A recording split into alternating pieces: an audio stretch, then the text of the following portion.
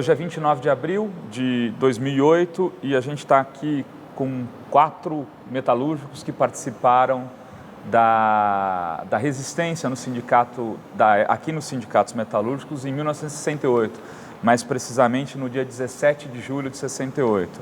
Então, da minha esquerda é o Cícero Ferreira, que é ex-funcionário da Cobrasma, né, Cícero? Isso.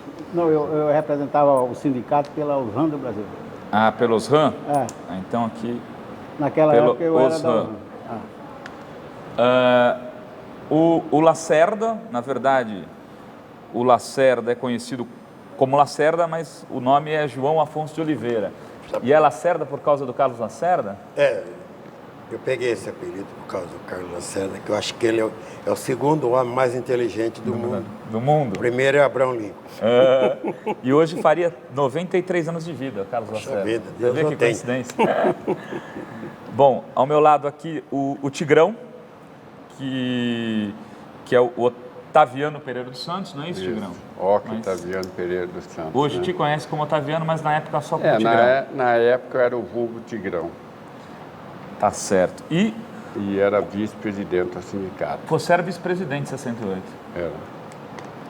Perfeito. E o Vardeli, que também estava no sindicato, ou Exato. fazia parte da diretoria. Fazia da diretoria do sindicato, né? E também participava de movimentos estudantis, né, na época, né? Era mais um envolvimento nosso, né, realmente. Mas você era da diretoria, Vardeli? Da diretoria, Da Conselho diretoria. Fiscal, isso. E no movimento estudantil você militava em... Na CEL, o Círculo Estudantil de Osasco, né? Era participação, não fazia parte da diretoria. Estava lá junto com esqueço o nome dele, que era presidente, o Roquinho, né? Que hoje está aqui com a gente na prefeitura, né? Bom, gente, qual que é a ideia de hoje aqui? É a gente conversar um pouco para tentar contar um pouco a história do sindicato naqueles dias, né? Tanto nos dias que antecederam o 16 de julho, a greve na Cobrasma, e o 17 de julho, que foi a prisão. Pelos dados que me passaram, se eu estiver errado, vocês me corrijam, que foi a prisão de 68 pessoas aqui no sindicato, aliás, 68 pessoas em 1968, é uma coincidência aí, um tanto mórbida, mas... E sendo que 12 dessas pessoas eram mulheres, vocês saíram daqui presos em Camburão e foram para era um distrito, né? Uma cadeia Marechal Rondon, e da cadeia Marechal Rondon para o DOPS. Então, para contar um pouco esses eventos, mas a gente queria também que vocês contassem um pouco como era o clima do sindicato. Começando, vamos tentar retroceder um pouco aí no tempo, no mês de junho, mês de maio, no 1º de maio daquele ano. Essa é boa. 1º de maio? Vamos tentar lembrar do 1º Foi de maio. o começo. Entende? Naquele tempo, os estudantes precisavam da gente. Então, eles se filtravam no meio da gente para conseguir o que eles têm hoje. Uma cidade universitária, que comparando com os dias que era, aquilo lá não era uma cidade universitária. Era mais um inferno. Onde é que dormia um montuado. E eles vieram no nosso meio e então juntamos-se uma força de estudantes e trabalhadores. E o começo foi organizar o 1º de maio na Praça da Sé, na qual a gente tinha um movimento preparado, desenhado, entende? O pessoal da ABC tinha o seu lugar, São Paulo tinha um lugar, um para a direita, outro para a esquerda, e nós de Osasco, pelo desenho, entrava pelo meio, entende? E ali aconteceu, já tinha gente trabalhando,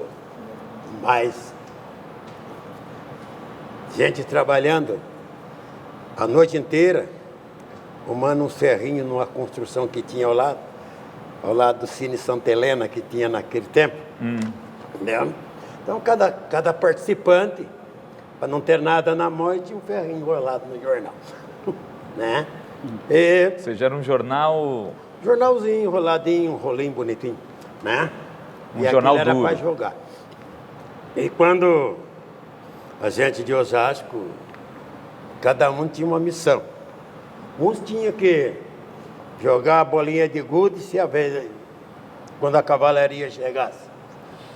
Joga a bolinha de gude, os cavalos escorregam e caem. Ou rolha de garrafa. Nesse tempo era usado. O quê? Rolha de garrafa. Rolha de garrafa? Isso. Os porão do sindicato A eram bolinha guardados. de gude eu já tinha ouvido, agora a rolha de garrafa... Rolha de garrafa também, tem um pé. E tinha também pessoas na entrada principal da praça, também preparada para derrubar os cavalos.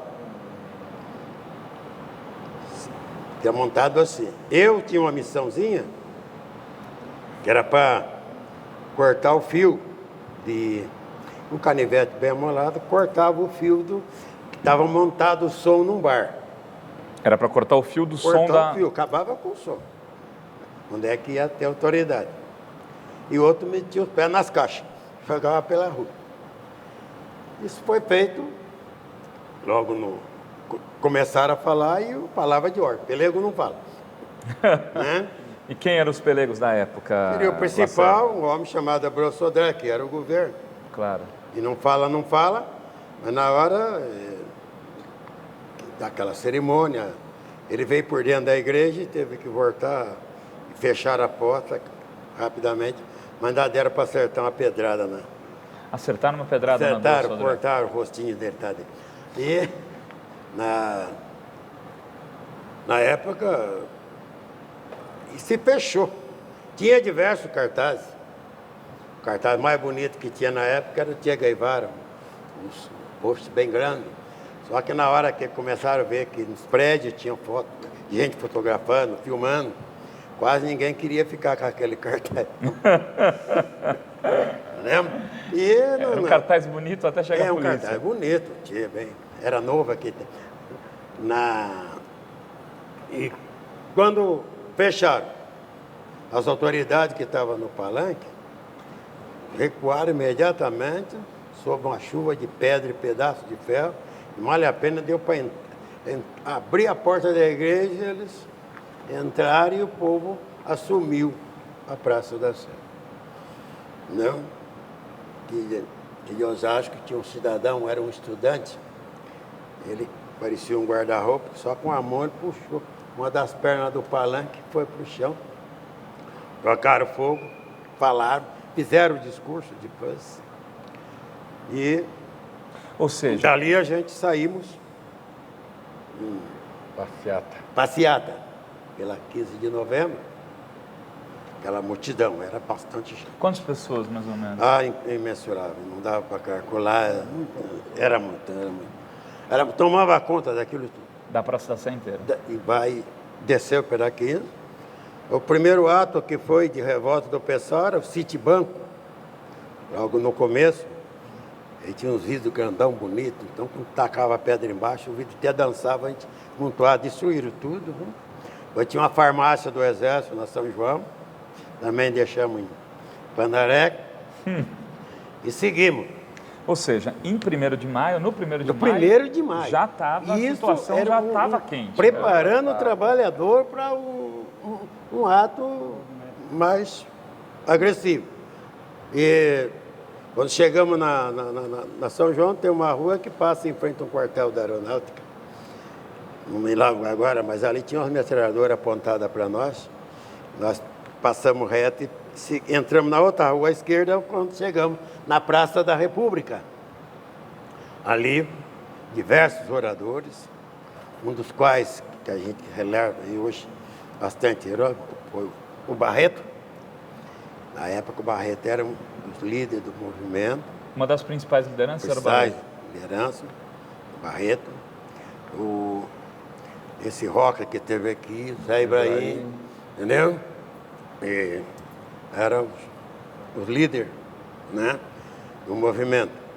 Cabeçava mesmo o movimento. Tinha outras pessoas, aqueles que foram entre os 15 que... esse tempo tinha Marcelo Gato. Marcelo Gato era daqui, de Osasco? Não, de Santos. Ele era de Santos. De Santos. Aí que o movimento juntava pessoal de Guarulhos. Vitelbino. E dali, os líderes falaram, mas depois, que eu posso lembrar desse dia, saímos em grupo até as estações para pegar. Mas isso era o começo de algo que tinha sido programado para uma mudança no regime militar. Ou seja, ali já estava claro que a luta era contra o regime. Só perguntar aqui para ter uma mudança, fazer algo e mudar. Era uma contestação ao regime militar. É justamente, que era para o trabalhador ter liberdade, os estudantes ter liberdade, ter respeitado como gente, entendeu? Era a intenção que a gente tinha. Tá. Então, deixa eu perguntar uma coisa. Quem mais estava no 1º de maio aqui? Eu. Diga lá, Tigrão. Conta a tua história aí do 1º de maio. Olha, eu acho que o que o Lacerda falou, a gente assina embaixo. A gente, após o ato que a gente pôs o Abreu Sodré para correr para dentro da igreja, que a gente pôs o Abreu Sodré para dentro da igreja, e nós tomamos conta do palanque, né? Aí começou os nossos discursos, e dali a gente já se partiu, que era para a passeata, da qual saímos em passeata, passamos até em frente ao quartel na Avenida São João, e o comando já estava lá pronto, né, em termos de guerra, porque parecia que ia ser uma guerra, né, já estavam todos preparados. E o nosso pessoal não se intimidou, onde alguns companheiros jogavam pau, pedra nos militares que estavam ali em posição de sentido, né, à vontade, mas em posição de sentido pronto para qualquer ordem, sair a campo para descer o cacete na gente, né? Mas, felizmente, nós passamos em branco ali e viemos até a praça para fazer a nossa assembleia, o nosso ato, a qual foi muito proveitoso, né? E eu acho que a continuação, acho que cada companheiro tem alguma coisa a falar desse ato. O que a gente tinha depois é que as autoridades diziam da onde o terror veio. O terror veio de Osasco. Então, por que o terror veio de Osasco? Porque o nosso sindicato estava preparado. Ou seja, Osasco já naquele momento já era considerado mais combativo. As autoridades diziam Só que... fazer um intervalo aqui, Tigrão, para apresentar o Ataíde, que acabou de chegar. Né, Ataíde? Ataíde, você trabalhava naqueles dias na BB, é isso? Perfeitamente. Então, Ataíde, só para te contextualizar, a gente está falando aqui antes do 1º de maio, de 68. Então, o Tigrão está falando um pouco, aqui o Lacerda, que está ao meu lado, já falou, e aí a gente vai rodando para que depois cada um de vocês vá contando um pouco a história. Diga lá. Certo, então, nessa continuidade, eu acho que a gente não pode, no meu caso, como vice-presidente da entidade, eu acho que eu tenho Você era o vice-presidente à época? Eu era o vice. Vice do Ibrahim? Do Ibrahim. Os companheiros a falarem mais, né, porque a gente como presidente, como vice, a gente às vezes pode ultrapassar. E os companheiros podem ter mais. Só te perguntar mais uma melhores. coisa, Tigrão. Naqueles dias, quer dizer, para organizar a ida para o 1º de maio, o sindicato foi muito importante. A mobilização foi no sindicato ou não? Ou foi uma ida espontânea? Não, foi no sindicato porque todos os movimentos que a gente tinha, o sindicato, a nossa direção se propôs a fazer, ele estava ligado com a base. A base é que exigia de nós, da direção do sindicato. Então a gente respeitava a base. Não era a própria direção que fazia tudo, né? A gente se reunia com os companheiros, tinha uma base muito forte que dava um apoio tremendo ao sindicato, né? E qualquer movimento que o pessoal queriam fazer, eles vinham e exigiam da nossa diretoria. E nós respeitávamos a base, aqueles que eles exigiam, nós estávamos prontos para fazer. Perfeito. Bom, o Cícero não estava no 1º de maio? Estava. Estava. Então fala um pouco do 1º de maio, Cícero. Não, o que eu posso contar é como o companheiro aqui disse, que logo de cara infiltrou os estudantes, né, que veio do nosso meio. Estudantes de Osasco. Os estudantes acho que em geral, Da porque USP. da USP, tudo, porque para ter uma ideia, o nosso presidente era o mais jovem da diretoria, o José Ibrahim naquela época tinha 21 anos só. Ele é quase... Então, eu era o mais jovenzinho. E ele que comandava tudo. E era o cabeça, né? E depois vinha o nosso companheiro Pois é, aí, que tem era até o um- vice. Ele era o vice. A gente está lançando Então, um livro da editora E ele era estudante. por um autor Verdade. que participou desse movimento aqui de Osasco, que é o Mozart Benedito, e ele morava no CRUSP à época. Ele era da USP, quer dizer que isso que você tem falando é... Então, e ele que veio e que encabeçou aqui também, que ganhou. Montou a chapa verde e ganhamos. Inclusive, quem me convidou para vir nessa chapa verde também foi aquele que você falou que estava para vir aqui agora, o Manuelzinho, o Neto, Manuel Dias do Nascimento. Então ele trabalhava junto comigo e ele me convidou para estar nessa diretoria, a participar e tudo aí. E nesse dia eu fui, dia 1º de maio, foi preparado todo os preparo aí, aqui mesmo dentro do sindicato, e foi preparado os pirulitos, sei que se fala, é chamado pirulito, aqueles cartazes que a gente carrega. Que carrega com... Então, e ali foi Pedaço de colocado pau com... uns pedaços de pau bem grandes. Aquele pau era para, na hora É um pirulito, mas já era um cacetete, né? Aquilo lá a gente levava o cartaz. O Rondino que está aí conhece bem os pirulitos. E o cartaz que eu levei, eu me lembro até hoje. Eu levei do ministro do Trabalho da época, que era Jarbas Passarinho. Jarbas Não era Passarinho. isso mesmo? É isso aí. Eles trabalharam juntos. Então, eu junto. Então, era o passarinho que eu levei. Aí, conforme teve aquele reboliço lá, com a Abel Sodré saiu da igreja, como falou, para participar do palanque, ali na Praça da Sé, aí o pau quebrou. Aí foi aquele reboliço todo e tal, arrebentou tudo o palanque. E puseram até fogo no palanque e a turma começou meio a se afastar, né? Alguns queriam até, aí abaixou até os cartazes, tudo, que a turma queria fotografar os cartazes, filmar e tudo. Inclusive, eu sou sincero a dizer que eu já nem fiquei com ele mais assim para cima. Já vazou? Já fiquei para baixo. Já escondeu o pirulito. Já baixei o pirulito. Mas só que eu não tive coragem de pegar aquele pau lá para bater em alguém, não. Porque se eu batesse com aquele pau lá, ia matar alguém. Né? E eu não queria fazer uma coisa dessa. Eu sempre fui contra a violência. Uhum. Então eu peguei e saí mais de lado, tudo, e aqueles que eram mais violentos, e desceu o cacete. Aí batia. E era confronto com a polícia? Hã? O confronto era com a polícia? Não, mas o confronto mais foi contra o palanque só. Depois fogo. Não teve briga assim entre a polícia, não. Porque foi mais pacífico. A polícia, como o companheiro Taviano disse, ficou mais de lado. Tá. Isso eu ficava observando mais. Ele não entrou em confronto. Mas o confronto foi mais com o palanque. Eles observaram tudo, deixou quebrar tudo, pôs fogo. Mas... Quem estava controlando o palanque? Era o pessoal ligado ao governo. Ao governo. Ao governo. Ah, então o palanque era oficial. Era oficial. Era oficial, do governo, tudo. A festa do 1º de maio era do governo, não era do trabalhador. Vocês foram participar da festa, já que ela era homenagem a vocês, não é verdade? Porque... Vamos lá, o Vardeli está querendo contar a história. Ele ia homenagear os trabalhadores, mas... Sem trabalhador. Não dá, né? Um fato que o Lacerda lembrou aí bem foi o caso do pessoal que estava preparado lá para, caso a polícia viesse a intervir, a gente estivesse preparado também para revidar, né?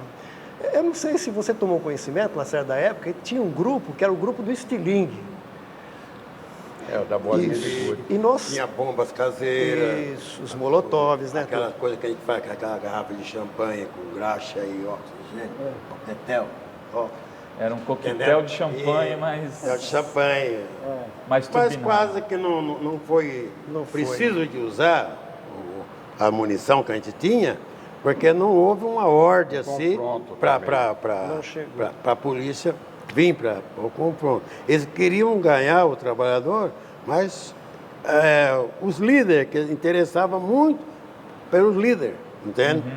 Tanto é que o fato que vocês fica bem patenteado, eu quero falar para vocês, por que Osasco se destacou? Que escreveram no Brasil inteiro, Osasco é o exemplo, nas casas de justiça, na pichação, tem lá no Rio, na Rio Branco, Palácio da Justiça, Osasco é o exemplo, numa pichação que ninguém tirava. Porque Osasco garantiu aquele movimento, não aderiu, e à noite, é um palavrão, tampa o ouvido, que o pessoal foi lá passar mentiolato no saco do governador, entendeu? Osasco não foi. Porque Osasco ABC, não foi. ABC Foram. São Paulo. Eu não vou citar nome, mas foram. Ué, cita nome. E falaram, olha, o culpado é aquele que não está aqui. E quem não estava era o Osasco. Essa foi a razão que Osasco ficou. Osasco é o exemplo, entende? Mais do que a greve do Estado de Minas, Osasco se garantiu, não correu, não deu as costas, entendeu? Porque nesse sindicato, durante o dia, tinha mais, sei lá, mensurável de quantidade de pessoas, só que tinha uma passagem bem fácil pelo muro, onde iam buscar café, pão, para quem estava aí, tinha quem fizesse café. E na hora do confronto, perna para quem te quer, por uma grande quantidade, sobrou alguns. Mas isso já em julho. Já no dia 17 de madrugada. 17 de julho. É isso, de madrugada. Então, eu só o fato, o tópico que eu ia citar, porque Osasco ficou com a culpa de ser crucificado, porque não foi lá à noite, no mesmo dia, 1º de maio, cuidar do Dodóizinho, um homem chamado Bruno Sodré. Entenderam? Para a gente terminar essa primeira rodada aí, o Vardeli quer falar mais alguma coisa? Eu só gostaria de falar sobre o fato lá, né? Nós levávamos pequenas bolinhas de aço da Cobrasma, que esse material era utilizado para polir peça. Então nós tínhamos a função ali de atirar com estilingue essas bolinhas nos genitais dos animais. Tinha que ter uma Justamente. Então essa era a nossa função. Era por trás da cavalaria, às escondidas, então a gente atirava. No que você atirava, realmente o animal sente. Pulava. Ele pulava e ele desconcentrava o cavalariano. Então essa foi a participação que eu tive por trás da... Então você devia ter treinado muito matando pardal quando era moleque, Vardeli. Fazia. E deu para acertar alguma? Deu. Como teste valeu. Nós já tínhamos feito isso aí na Praça Princesa Isabel também, né? Então deu para... Já tinha uma boa mira. Ataíde, você estava no 1º de maio? Felizmente eu estava. Felizmente. Felizmente, eu sou um combatente. Eu fui um dirigente aqui por muitos anos e eu participei bastante dos movimentos. Esse 1º de maio. Bom, Osasco, você sabe, né? Não foi um desafio que ele fez para a ditadura, mas mostrou que Osasco estava autêntico no movimento. Mas nós estávamos tão bem preparados para isso, que a gente fazia nossas reuniões aqui nas igrejas, nas altas horas da noite, preparando o esquema para o 1º de maio. Então a gente já foi conscientizado que a gente ia lá levar cacete. Não tinha talvez. E os companheiros meus ainda levaram uma sacolada de pedra, essas pedras bem, né? Você sabe, bem lapidadas. Que era para a nossa defesa. Nós não tem arma, então nós levamos pedra contra o cacetete da polícia. E fomos lá enfrentar os homens no dia 1º. Nós também levamos bastante jornal, porque eu sabia que aquele palanque ia terminar em cinza. O fogo subiu mais alto do que aquela catedral. Foi todo queimado o palanque? O quê, rapaz? Foi muito fogo ali, compadre. São João em maio. Isso.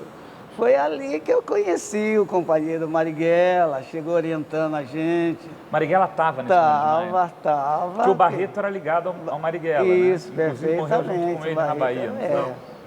Não? Morreu com Lamarca.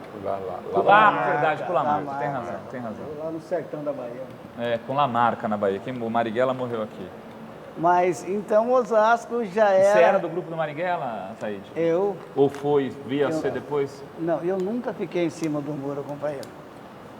Ou eu sou ou eu não sou. Por isso, eu fiquei esse tempo todo aqui, passei por muitas greves. Na BB eu consegui realizar 19 greves. Na última greve eu peguei 120 dias de suspensão. Na época que o nosso companheiro Moleiro Macedo vinha fazer uma visita em Osasco, numa crise que nós estávamos... Logo na época do dissídio, o homem cismou de visitar Osasco, rapaz. Que é isso? Ah, nós estávamos preparados. Né? Vamos esperar ir lá na entrada da Vitória Brasil. Toda a equipe. Recepção para o Murilo Macedo. Muito recepcionado, mas muito. Tinha muita coisa esperando ele.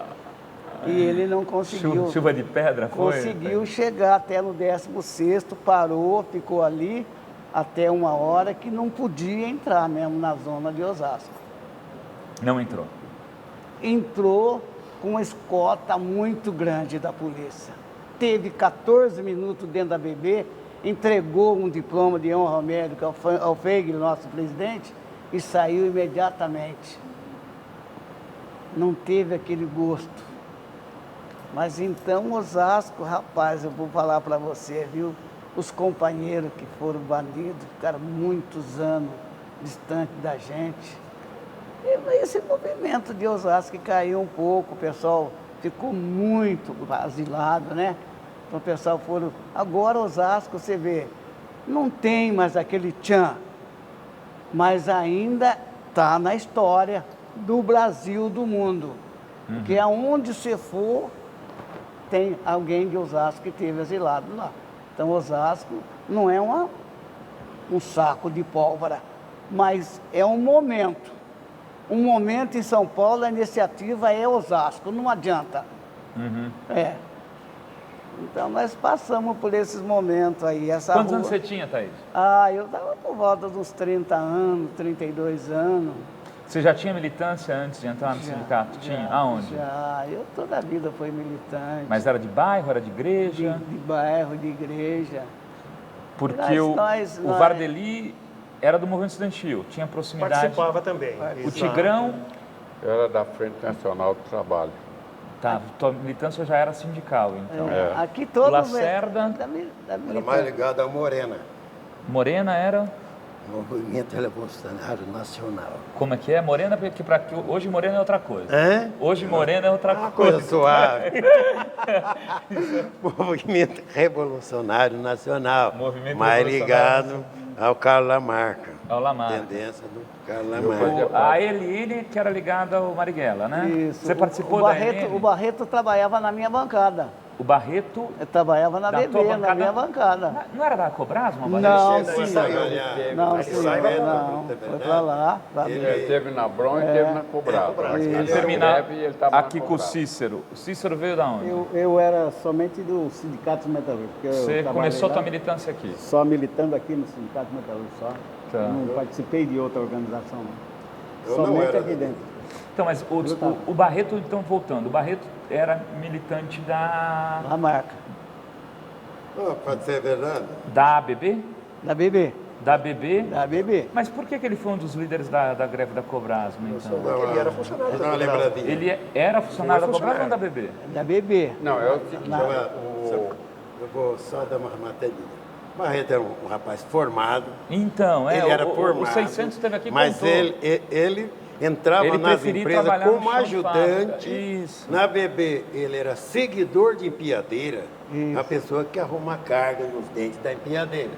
Mas o objetivo dele era conhecer, plantar a semente Era conversar, dele, né? plantar a semente dele. Onde ele me conheceu, tinha as linhas dentro, tinha a linha morena, tinha a linha chilena, tinha grupo do Gil chinês, né? Tinha diversos grupos, a BB era um ninho de coisas, ninguém sabe. E tinha a nossa seção, que pegou o nome de Vietnã, que é a que explodia. Ela explodia lá embaixo e vinha passar pela caldeiraria, pegava o tigrão aí, vinha até a frente. entendeu?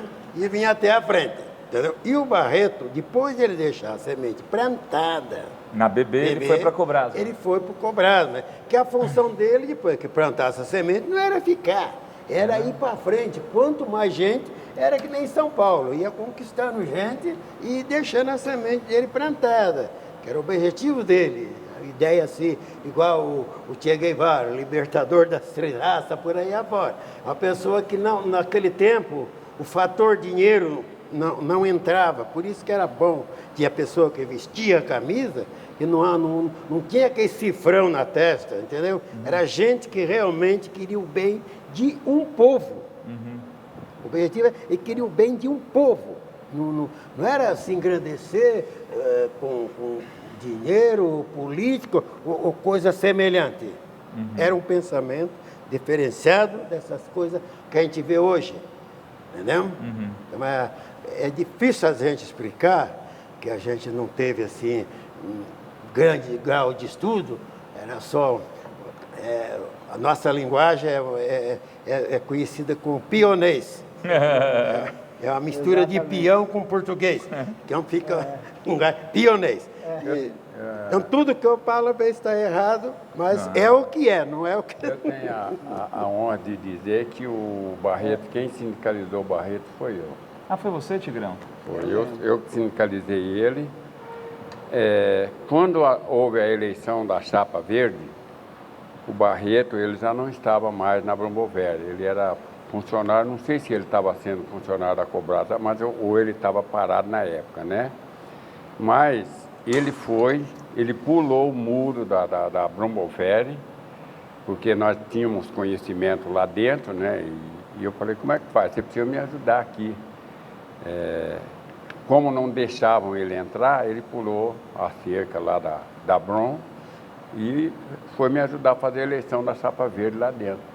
Enquanto a gente trabalhava por um lado, ele corria por outro lado, lá atrás do pessoal que a gente conhecia, para ajudar a gente na eleição da Chapa Verde, né? Até que descobriram... Chapa Verde? Até Era o nome da chapa aqui? 68. Isso. Até que descobriram ele lá dentro e puderam ele para fora, né? Mas ele me ajudou barbaridade na nossa eleição da Chapa Verde. Quando foi a eleição, Tigrão? Foi em 67, né? Não lembro o mês, mas foi em 67. Sempre eleição cidadã em outubro, para tomar posse em janeiro, né? E por que o Ebrahim foi escolhido como candidato a presidente? Porque houve uma composição, tinha a Frente Nacional do Trabalho, que tinha um grupo muito bom na frente, né? E tinha o grupo do Zé Ebrahim. Então, para sair o Zé Ebrahim e a Frente Nacional, cada um com uma chapa, seria duas composições com os mesmos ideais. Então, seria uma divisão. E a gente teria que essas duas divisões enfrentar a situação do sindicato na época. Porque né? vocês derrotaram a situação. Que em 67, quem que era o presidente, então? Não era o Enos. O Enos Amorim. Era o Enos Amorim. Né? Então, o Enos Amorim foi derrotado por essa chapa do Ebrahim. Exato. Tá. E aí nós fizemos a composição. Eu, naquela época, eu era da Frente Nacional do Trabalho e eu fazia parte da comissão dos 10 dentro da Cobrasma. Só que, na época, eu era muito visado dentro da Cobrasma e eu estava sendo proposto e eu vi o Zuzum de que eu seria mandado embora, né? Por aquele trabalho que eu fazia lá dentro. Aí a Frente Nacional do Trabalho me jogou na chapa, porque naquela época quem fizesse parte da chapa do sindicato não era dispensado da empresa enquanto não houvesse a eleição, né? Então eu corri esse risco, porque mesmo que depois terminasse as eleições, aí eles poderiam dispensar a gente. Como nós vencemos as eleições... Você lembra do resultado? Alguém lembra do resultado aqui? Não tem. Deve ter algum escrito, mas... Mas foi muita diferença? Foi pouco? Não foi muita diferença. Vou dizer a verdade para você, a vitória da Chapa Verde foram 16 votos. Tanto é que eu estava fazendo uma montagem para beber lá no Ibirapuera e o chefe não queria deixar nós vir votar. E nós vamos, eu, o Inácio, o Tremendão, Zé Trambone, é um nome bastante elegante. E nós vamos. Então, nós não cedemos perua. Pegamos táxi e viemos votar. Justamente foi a diferença que deu. A diferença foi vocês. Os 16 votos que viemos de propósito. Alugamos o carro e viemos para votar. Chegamos aqui quase deixando, mas ainda voltamos. Porque é normal, quer dizer, na época, acho que os aposentados, naquela época, eles tinham um perfil mais conservador. Especial aqui. E era uma urna especial, em geral, nos aposentados, votar as na diretorias situação. Exatamente. Né? As diretorias acabavam, que estavam na situação, acabavam ganhando. Às vezes as chapas de oposição tinham força na categoria, mas não conseguiam ganhar um sindicato por isso. Vocês lembram, se aqui foi a mesma coisa, vocês tiveram... Imagino que tiveram que ter muito mais voto na categoria para poder... Eles tinham uma urna aqui controlada por eles, né? Eles sabiam quem eram os aposentados, então eles iam direto na casa deles, buscarem eles para vir votar, né? Que era voto de cabresto, né? Era voto certo. Era.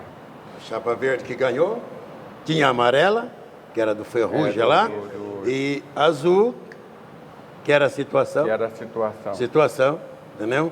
Era por cor. E por que era por cor? Era obrigatório ser por cor?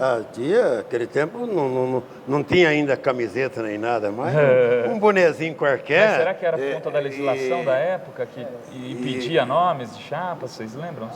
Não, na época, você vê, tudo era o regime militar. Então, Tanto é que depois que eu entrei na direção do sindicato, antes eu não era. Eu vim porque estavam massacrando meu irmão aqui.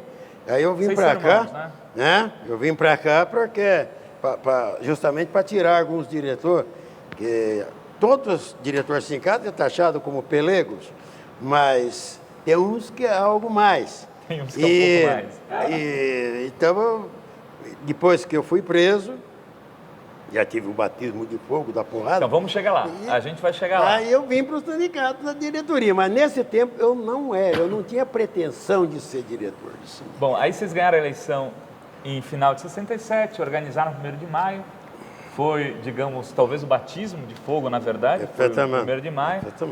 E aí, do 1º de maio, vocês voltam aqui para o sindicato e começam a discutir o que fazer, eu imagino, foi isso? Aí que a perseguição começou a cair em cima de nós, Em cima de Osasco. Tudo que acontecia era Osasco.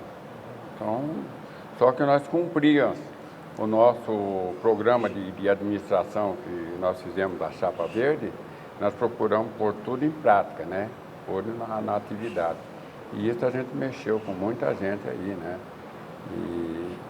E as bases, nós movimentamos muito as bases. A gente se reunia aqui, todas as empresas, um dia era um grupo de uma empresa, outro dia era de outro dia era outro, né? Então, a gente trouxe os trabalhadores para dentro do sindicato. E isso aí fez com que o trabalhador de Osasco, os metalúrgicos, se organizassem melhor. E aí que foi caminhando para partir para a greve de 68, né?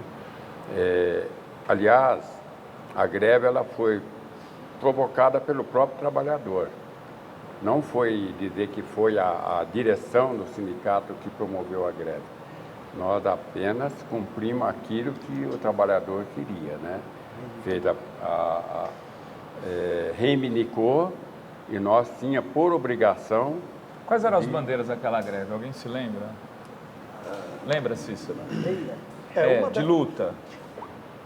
Bandeiras. Primeiramente, mudar o regime. Então, é isso que eu quero saber. A bandeira é essa, mudar o regime. A bandeira principal era essa. Uma das coisas que suscitou dentro da Cobrasma a greve, a ideia da greve, foi a dispensa de elementos da comissão de empresa, que começou. A Cobrasma começou a desrespeitar os direitos, entendeu? Que tinha imunidade. Então, essa foi uma das razões. Agora, eu acho que a greve, no geral, ela quase que a gente poderia dizer assim, que ela vem de fora. É uma época de movimentos na Europa, na França, por exemplo. A cultura, né, começa a ser atacada é o maio lá. de 68. Exato. Apesar que os estudantes aqui já tinham feito abril de 68, né? Exato.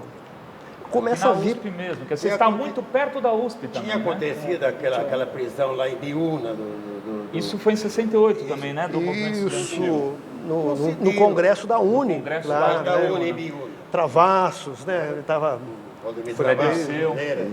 Zé Dirceu. Luiz Travassos, Zé Dirceu, Vladimir Palmeira. Vladimir, né? Que tenta fugir no próprio ônibus, né? Sim. Ficou entalado. E tudo aquilo. Então eu acho que a greve, ela não é somente um aspecto reivindicatório, não foi realmente, né? Houve sim.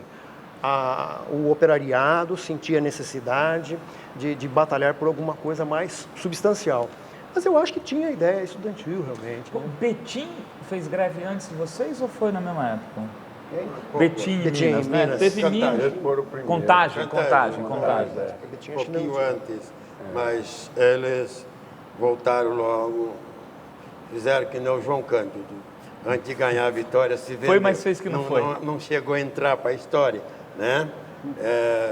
Uma diferença de Osasco, que quem veio comandar... Deixa eu entrar na greve, viu? Estão passando. Isso não, podemos começar a falar da greve um pouco.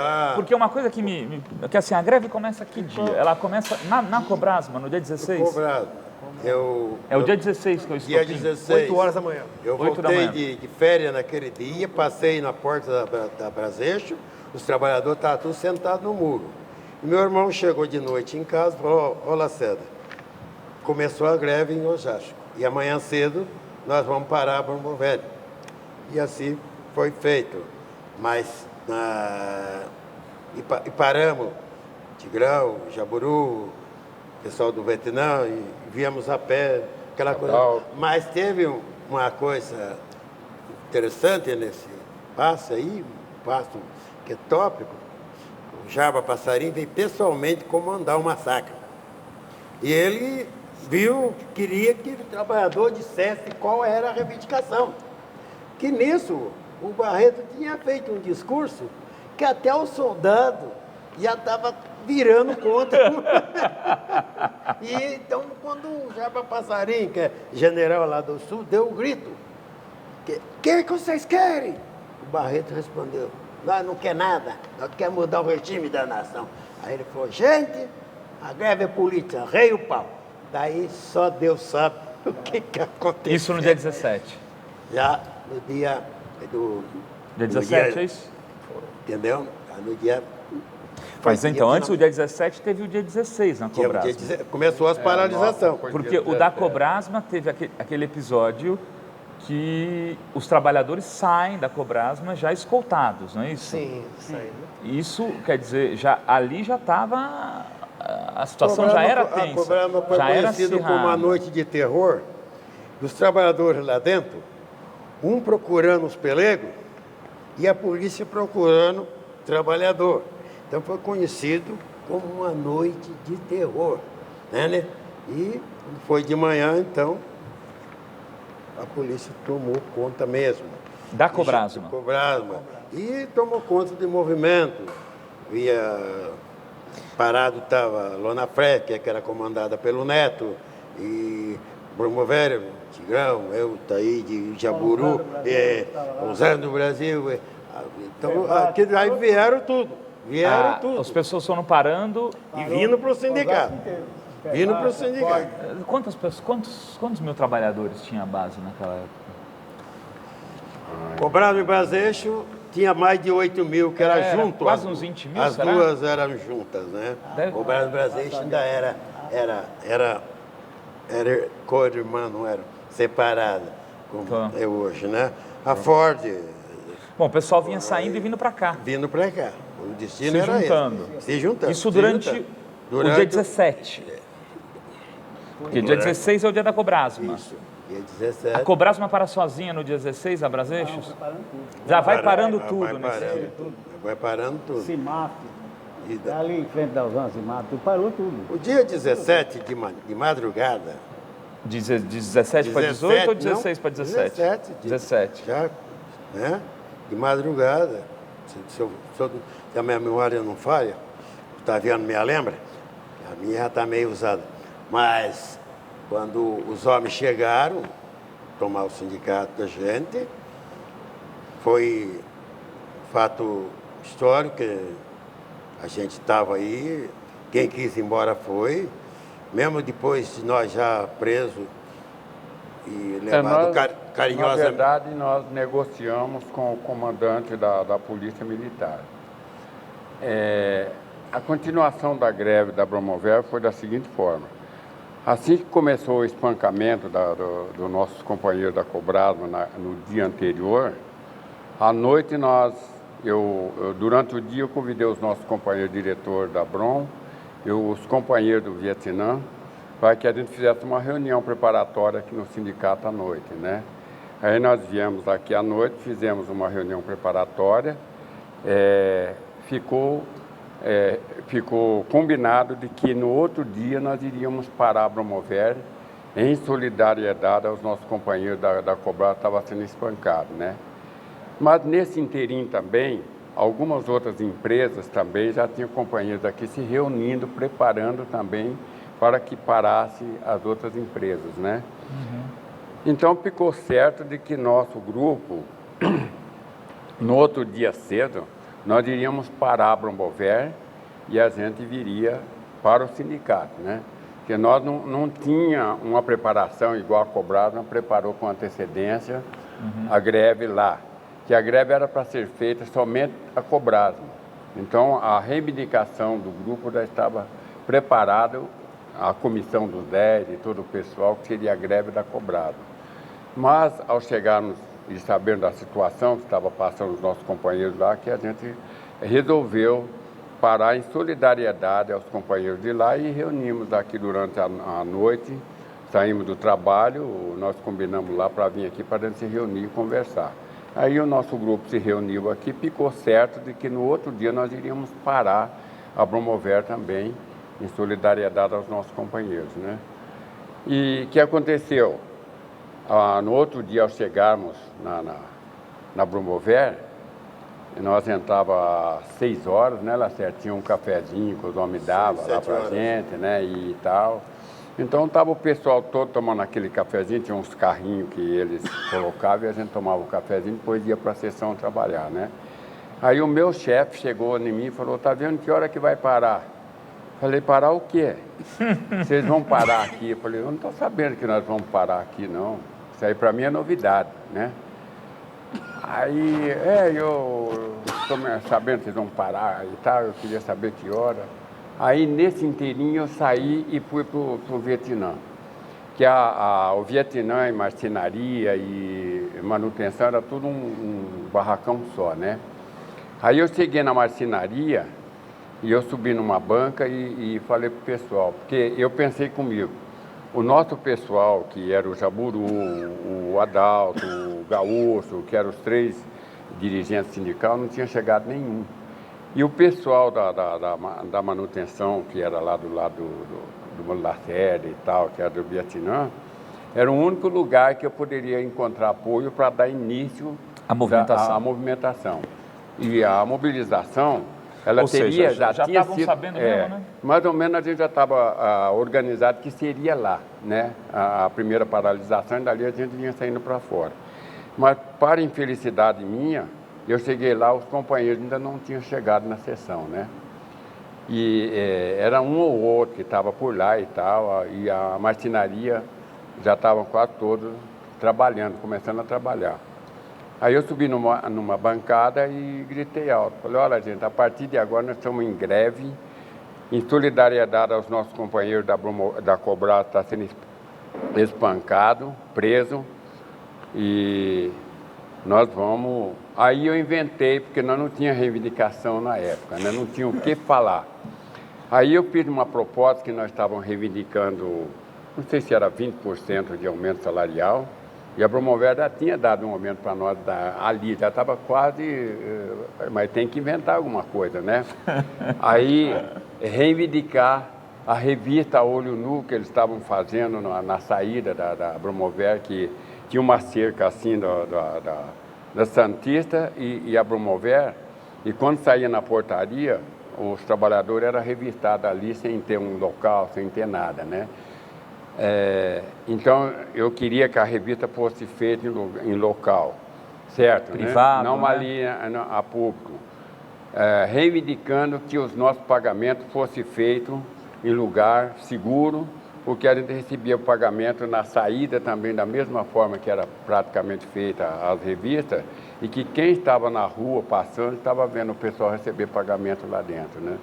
Então eu inventei essas 3 reivindicações, que era para mexer com a cabeça do pessoal, porque você ia falar para eles, nós vamos fazer uma paralisação só para apoiar os nossos companheiros lá, ia ser muito difícil a gente conseguir. Então você tem que oferecer alguma coisa para que as pessoas se interessem pelo movimento, né? Aí começaram a se interessar, né? Aí teve um cara que falou para mim, um marceneiro, carpinteiro que estava com a máquina ligada, eu não vou parar a Bromover era uma boa firma, que a gente nunca parou e ninguém vai fazer a gente parar. Aí eu pulei da banca e juntei, falei, você vai parar sim, é agora. Aí o encarregado da marcenaria falou para mim, não, tá vendo, não precisa nada disso, pode deixar que eu mandar parar. Então manda parar. Aí foi parando todo mundo, eu falei, olha, vocês vão para as outras sessões, ajude a parar o pessoal, vão tudo lá para o pátio, lá que a gente vai conversar lá na frente, né?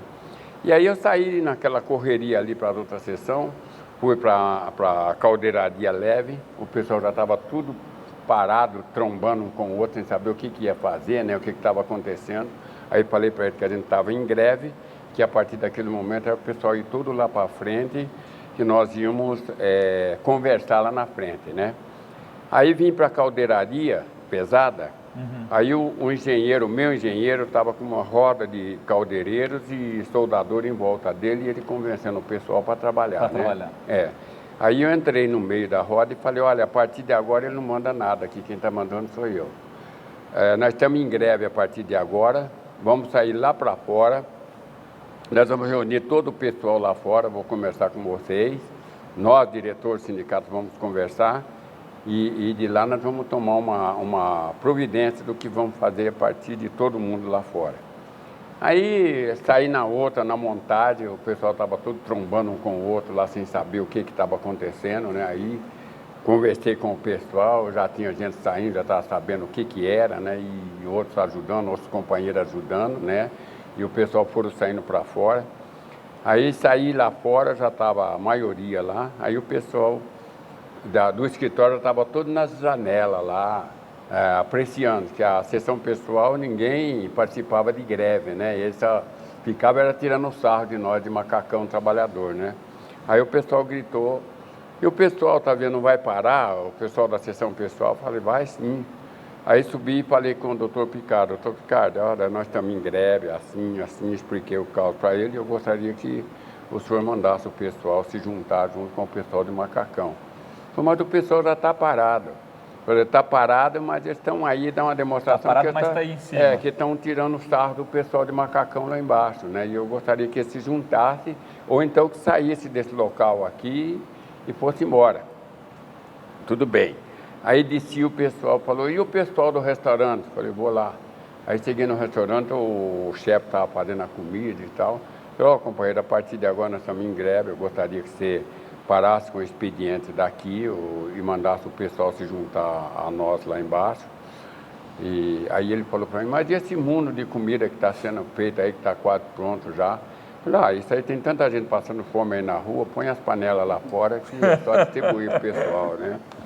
Aí eu pedi para ele que ele poderia deixar uns 2 funcionários para desligar as máquinas, panela. Eu falei, nós estamos aqui fazendo o nosso movimento, mas nós não estamos aqui para dar prejuízo à empresa, porque esse aqui é o nosso ganha-pão e amanhã acaba a greve e nós estamos aqui de novo para ganhar o nosso pão de cada dia, né? Como é que é? Hipócrita. O prejuízo é inevitável. O prejuízo já estava dado, né? Aí ele mandou parar, desceu alguns lá junto com a gente. Aí eu subi no murinho que tem lá e falei, companheiros, nós estamos aqui reivindicando isso e isso, queremos 20% de aumento, queremos que acabe com essa revista olho nu, queremos um local seguro para receber nossos pagamentos.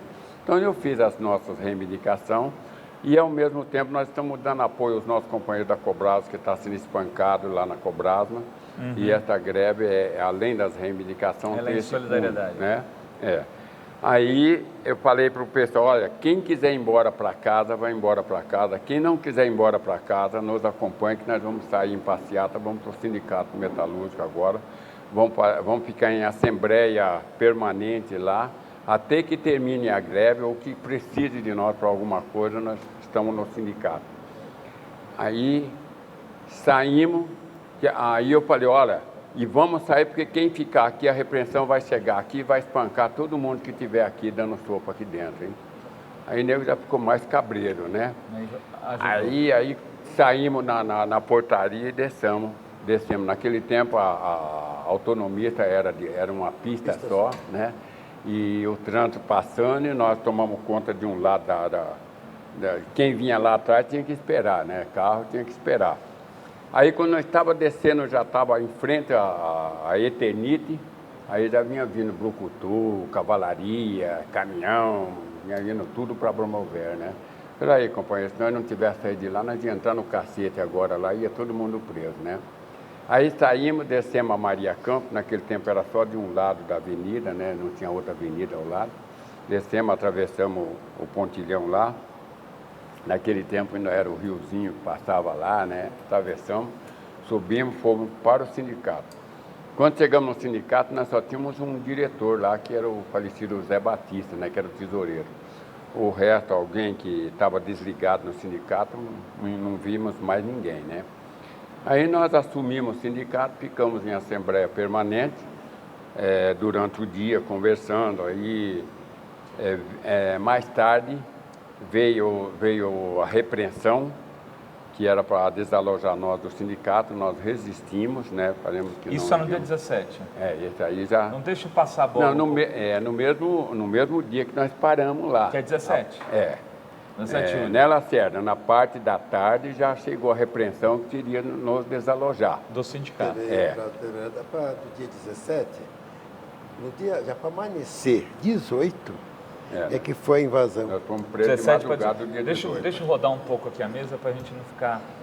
Vamos a Taíde falar um pouco, depois o Vardeli, depois o Cícero. Senão Aí a gente fala volta... tudo, não sobra nada para os companheiros. Então, falar um pouco do dia 17, quais são suas lembranças ali?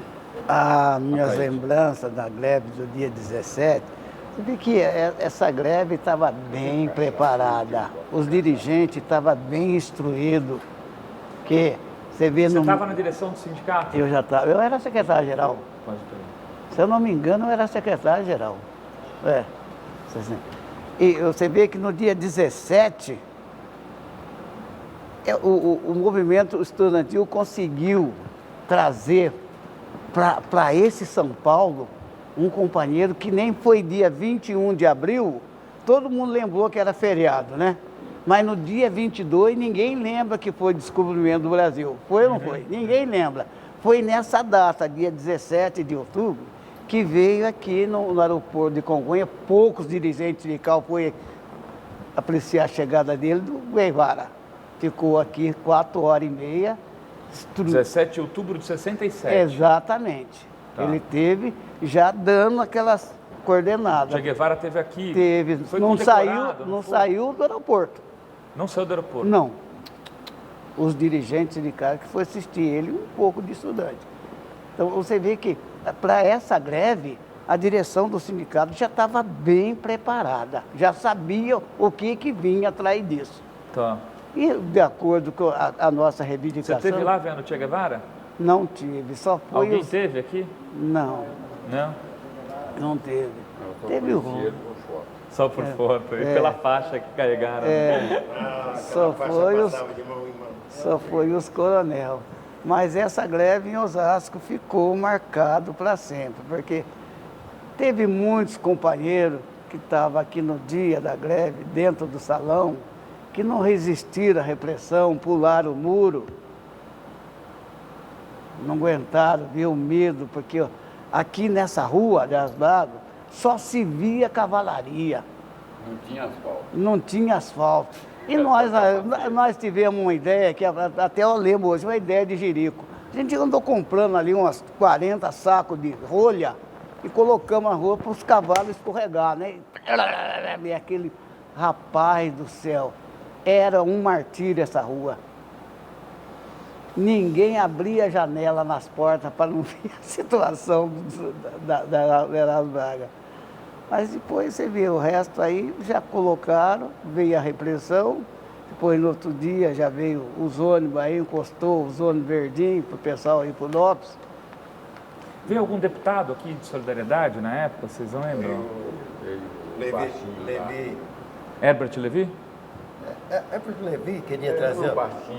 Arnaldo Jardim? Não. Herbert Levi, isso não existia. Ele é do sindicato, da Luz de São Paulo. Levi Delário, coisa assim. Daí queria entrar com as mortandelas, um saco de pão, a polícia não deixou. Não deixava. Só entrava as coisas para nós pelo fundo. Pelo fundo. Pela frente. Não dava. E você, Vardelli, lembra o que daquele 17 para 18, 16? A lembrança, na verdade, da Cobrasma ali... Qual foi o teu papel ali? Porque é legal contar um pouco a história como o Tigrão contou, como é que ele participou ali daquele momento. Nós saímos no dia 16, não, dia 15, nós tivemos, foi dia 16, né, a parada? 16 foi Cobrasma. Cobrasma, Dia 15 nós saímos do sindicato já todo organizado, cada um teria sua função. Quem iria parar esse setor, parar aquele setor, e a minha função era parar a LA, limpeza e acabamento. Realmente era um setor bravo, o pessoal, né, do pesado mesmo. Mas muito bom, hein? Muita poeira. Eu preparei. E para lá eu fui, né? E era 8 horas certinho que a gente tinha que parar, tinha que ser dado o grito. E 8 horas cravado eu dei o grito do para, né? E comecei. Então eu soltei uma das mangueiras de ar e comecei a fazer poeira e gritar, né? Estamos em greve, vamos parar. Tirando ferramenta da mão de operários e assim nós fomos até o final. E de lá já veio um grupo também realmente já parando, né? Que é o caso do Tintino, que estava com a gente lá, né? Que realmente... Da Casarana. Isso, que é diretor também, né? E fomos parando toda a empresa. Mas o que foi bacana realmente para mim, que deixou assim como um saldo positivo, foi a atuação dos diretores dentro da Cobrasma. Porque houve uma certa harmonia. Não houve desespero durante o dia, não houve nada. Nos organizamos no refeitório, quem ia almoçar, quem não ia, quem teria que almoçar depois, que foi o caso, né, dos diretores, dos engenheiros, né, que eles queriam receber a comida nos lugares que eles estavam, nos escritórios. Não, vai ter que ir todo mundo para lá. E fizemos realmente o pessoal ir para lá, né? Aí eles foram sentir, o almoço deles, como era diferenciado, naquele dia era o bandejão, né? Eles tiveram que participar do bandejão junto com a gente, né? Então eu acho que é um saldo assim que para mim trouxe como realmente a vitória da classe operária ali dentro da Cobrasma, né? Não importa que realmente no final nós tenhamos uma saída realmente trágica, né? Porque eu fiquei dentro da Cobrasma, né? Porque eu participava de um grupo que no final ficava rodando em volta da cerca, do muro da Cobrasma, para coordenar o pessoal, para ninguém fugir. Que se nós deixássemos os muros vazios, sem ninguém, o pessoal poderia fugir. E aí esvaziava. Quando a gente menos esperasse, a diretoria estaria sozinha, né? Uhum. E seria um alvo fácil para repressão. E quando a Cobrasma foi invadida pela polícia, eu saí do portão da frente, que eu estava me manifestando junto com os companheiros para que eles não entrassem, demonstrando força perante a cavalaria. Quando eles entraram, eu saí para avisar o pessoal, aí sim, avisar para que o pessoal pudesse fugir. Só que eu fui pego lá, já do outro lado, no último portão da... Foi preso fácil. Você foi preso no dia 16? Foi. Então você nem chegou a vir para a resistência. Não. E como é que foi a tua prisão? Não, eu não cheguei a ser preso. Preso, a polícia foi levado o grupo. E você estava no grupo? Exatamente. Mas te soltaram logo depois? Porque eles soltaram todo mundo aqui na... Não foi isso? Foi. Uma coisa que aconteceu é a ausência de documento. Eu tive ausência de documento e também a falta de roupas que me identificassem. Aí, com esse acontecimento, não sei se isso facilitou ou não, né? Aí eu acabei indo embora, né? Acabei ficando ali onde hoje é o fórum, né? Uhum. E somente no outro dia que eu vim para cá. Né? Para o sindicato. Você estava na invasão do sindicato? Estava, mas não fui preso, não. Não foi preso? Não fui preso. O que você fez? Saí. Pulou o muro? Isso. E você, Cícero? Vamos lá para a história do Cícero. Desses 2 dias. É o que os companheiros disseram. Agora, sobre a Cobrasma mesmo, o que eu tinha um irmão meu que trabalhava lá dentro também, eletricista, ele disse que o movimento lá foi mais forte porque prenderam os diretores lá. Não sei se os companheiros concordam comigo. Pegaram os diretores lá e prenderam num cômodo lá e ficou preso. E eles prenderam no espaço que tinha uma bomba, tal. Isso. Poderia. Foi esse. Eu entrevistei o 600 aqui. O maior movimento lá foi esse. Com medo de incendiar ou matar os diretores e tudo, aí ligaram para a polícia de São Paulo, veio choque, veio tudo. A polícia cercou toda a Cobrasma para proteger a diretoria do sindicato. Não, Da empresa. da empresa. Do sindicato, olha, se isso... Não, sindicato não. Eu teria lá, Eles a queriam diretoria mais da que empresa e explodisse. tudo, né? Porque eles estavam presos lá e foi onde eles... Chegou um momento que eles, com medo que fizesse alguma coisa, estourasse alguma bomba, tivesse uma tragédia maior, aí foi onde eles invadiram, né? Porque os empregados da Cobram puseram até aquelas empilhadeiras, tudo no portão, assim, ó, segurando. Porque eu vim de lá da Osânia, eu passei na frente assim e via lá, tudo. Porque a Osânia é mais atrás, né? Então eu vim ali na frente da Cobram para ver, né? Porque o movimento também lá, tudo. E estava tudo nos muros, na parede, e aquelas empilhadeiras ali para a turma não abrir o portão, para não invadir. Então chegou uma horário lá que tiveram que invadir e desceu o porrete todo mundo. E esse irmão meu que não era nada do sindicato, só trabalhava lá de eletricista, até ele levou pancada lá tudo. Ele lembra até hoje esse movimento. Agora daqui do sindicato mesmo, tem uma passagem que teve aí com nós, não sei se os companheiros estavam nesse dia, nós estávamos reunidos aí, não sei se foi depois da guerra. Aí falaram sobre o pelego, o pelego era aquele... Batista, isso. E teve uma confusão muito grande entre nós mesmo aí dentro. Que aí queriam pegar o Batista de dar um... Esse foi antes da greve, esse aí foi eu que me deixei o Batista. Ele teve que fugir por detrás. A turma da Bromover queria pegar o Batista aí, o Gaguinho, pessoal, né? Mas o pessoal tinha muita consideração por mim, né? Porque a gente sempre procurou fazer uma coisa séria, com responsabilidade, sem traição, sem palhaçada, né? E o Barreta e o Batista andou fazendo umas negociatas com um advogado aí, que o advogado era vigarista, né? Ele queria jogar a gente num rolo danado aí, né? E o pessoal da Brom veio firme aí, queria pegar o Batista. Aí eu fiquei na escada, a escada que a gente tinha antigamente, o sindicato subia para lá, e eu pus uma mão na parede e outra aqui no muro, no murinho. Como eu estava do lado de cima, era mais fácil eu segurar o pessoal que queria pegar o Batista, né? E eu falei pro pessoal, dei conselho pro pessoal, não, gente, não deixa o cara e tal, né? Não vamos fazer um escândalo desse dentro do nosso sindicato, que é muito mal para nós, pega mal. Dei conselho pro pessoal, né?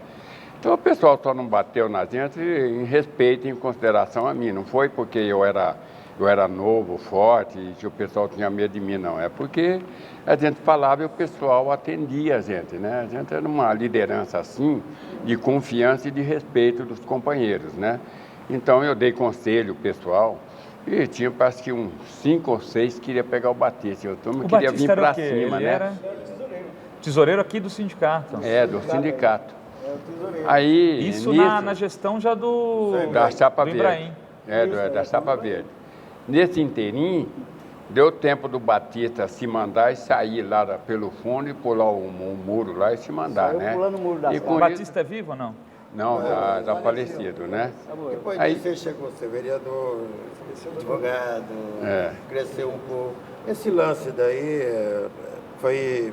Nas assembleias que nós fazíamos, no Cortar Raciocínio, a gente tinha conflito de grupos, de tendência diferenciada, entendeu? O Batista era de tendência raça pernambucana, e o irmão dele era um sangue meio quente, e junto comigo no Vietnã tinha um baixinho, e ele é chamado Gaguinho, era baixinho e que nem um cri-cri, e partiu para cima do irmão do Batista, no qual ele reagiu, deu uma canevetada no braço do Gaguinho, o irmão do Batista. Aqui tinha um cara que já tinha o apelido dele, a Charlie, que parecia aquele lutador de luta livre, agarrou o Batista. Falou, já que o seu irmão correu, nós vamos te acabar. Aí o Otaviano me falou na época, ele vai recordar, olha, Lacerda, nós dois estamos aqui, já aconteceu um pouquinho de desgraça. Se aquele irmão do Batista que foi correndo, volta com a arma, daí vai ter vítima. Vamos convencer esse pessoal para soltar o Batista antes que uma desgraça maior aconteça.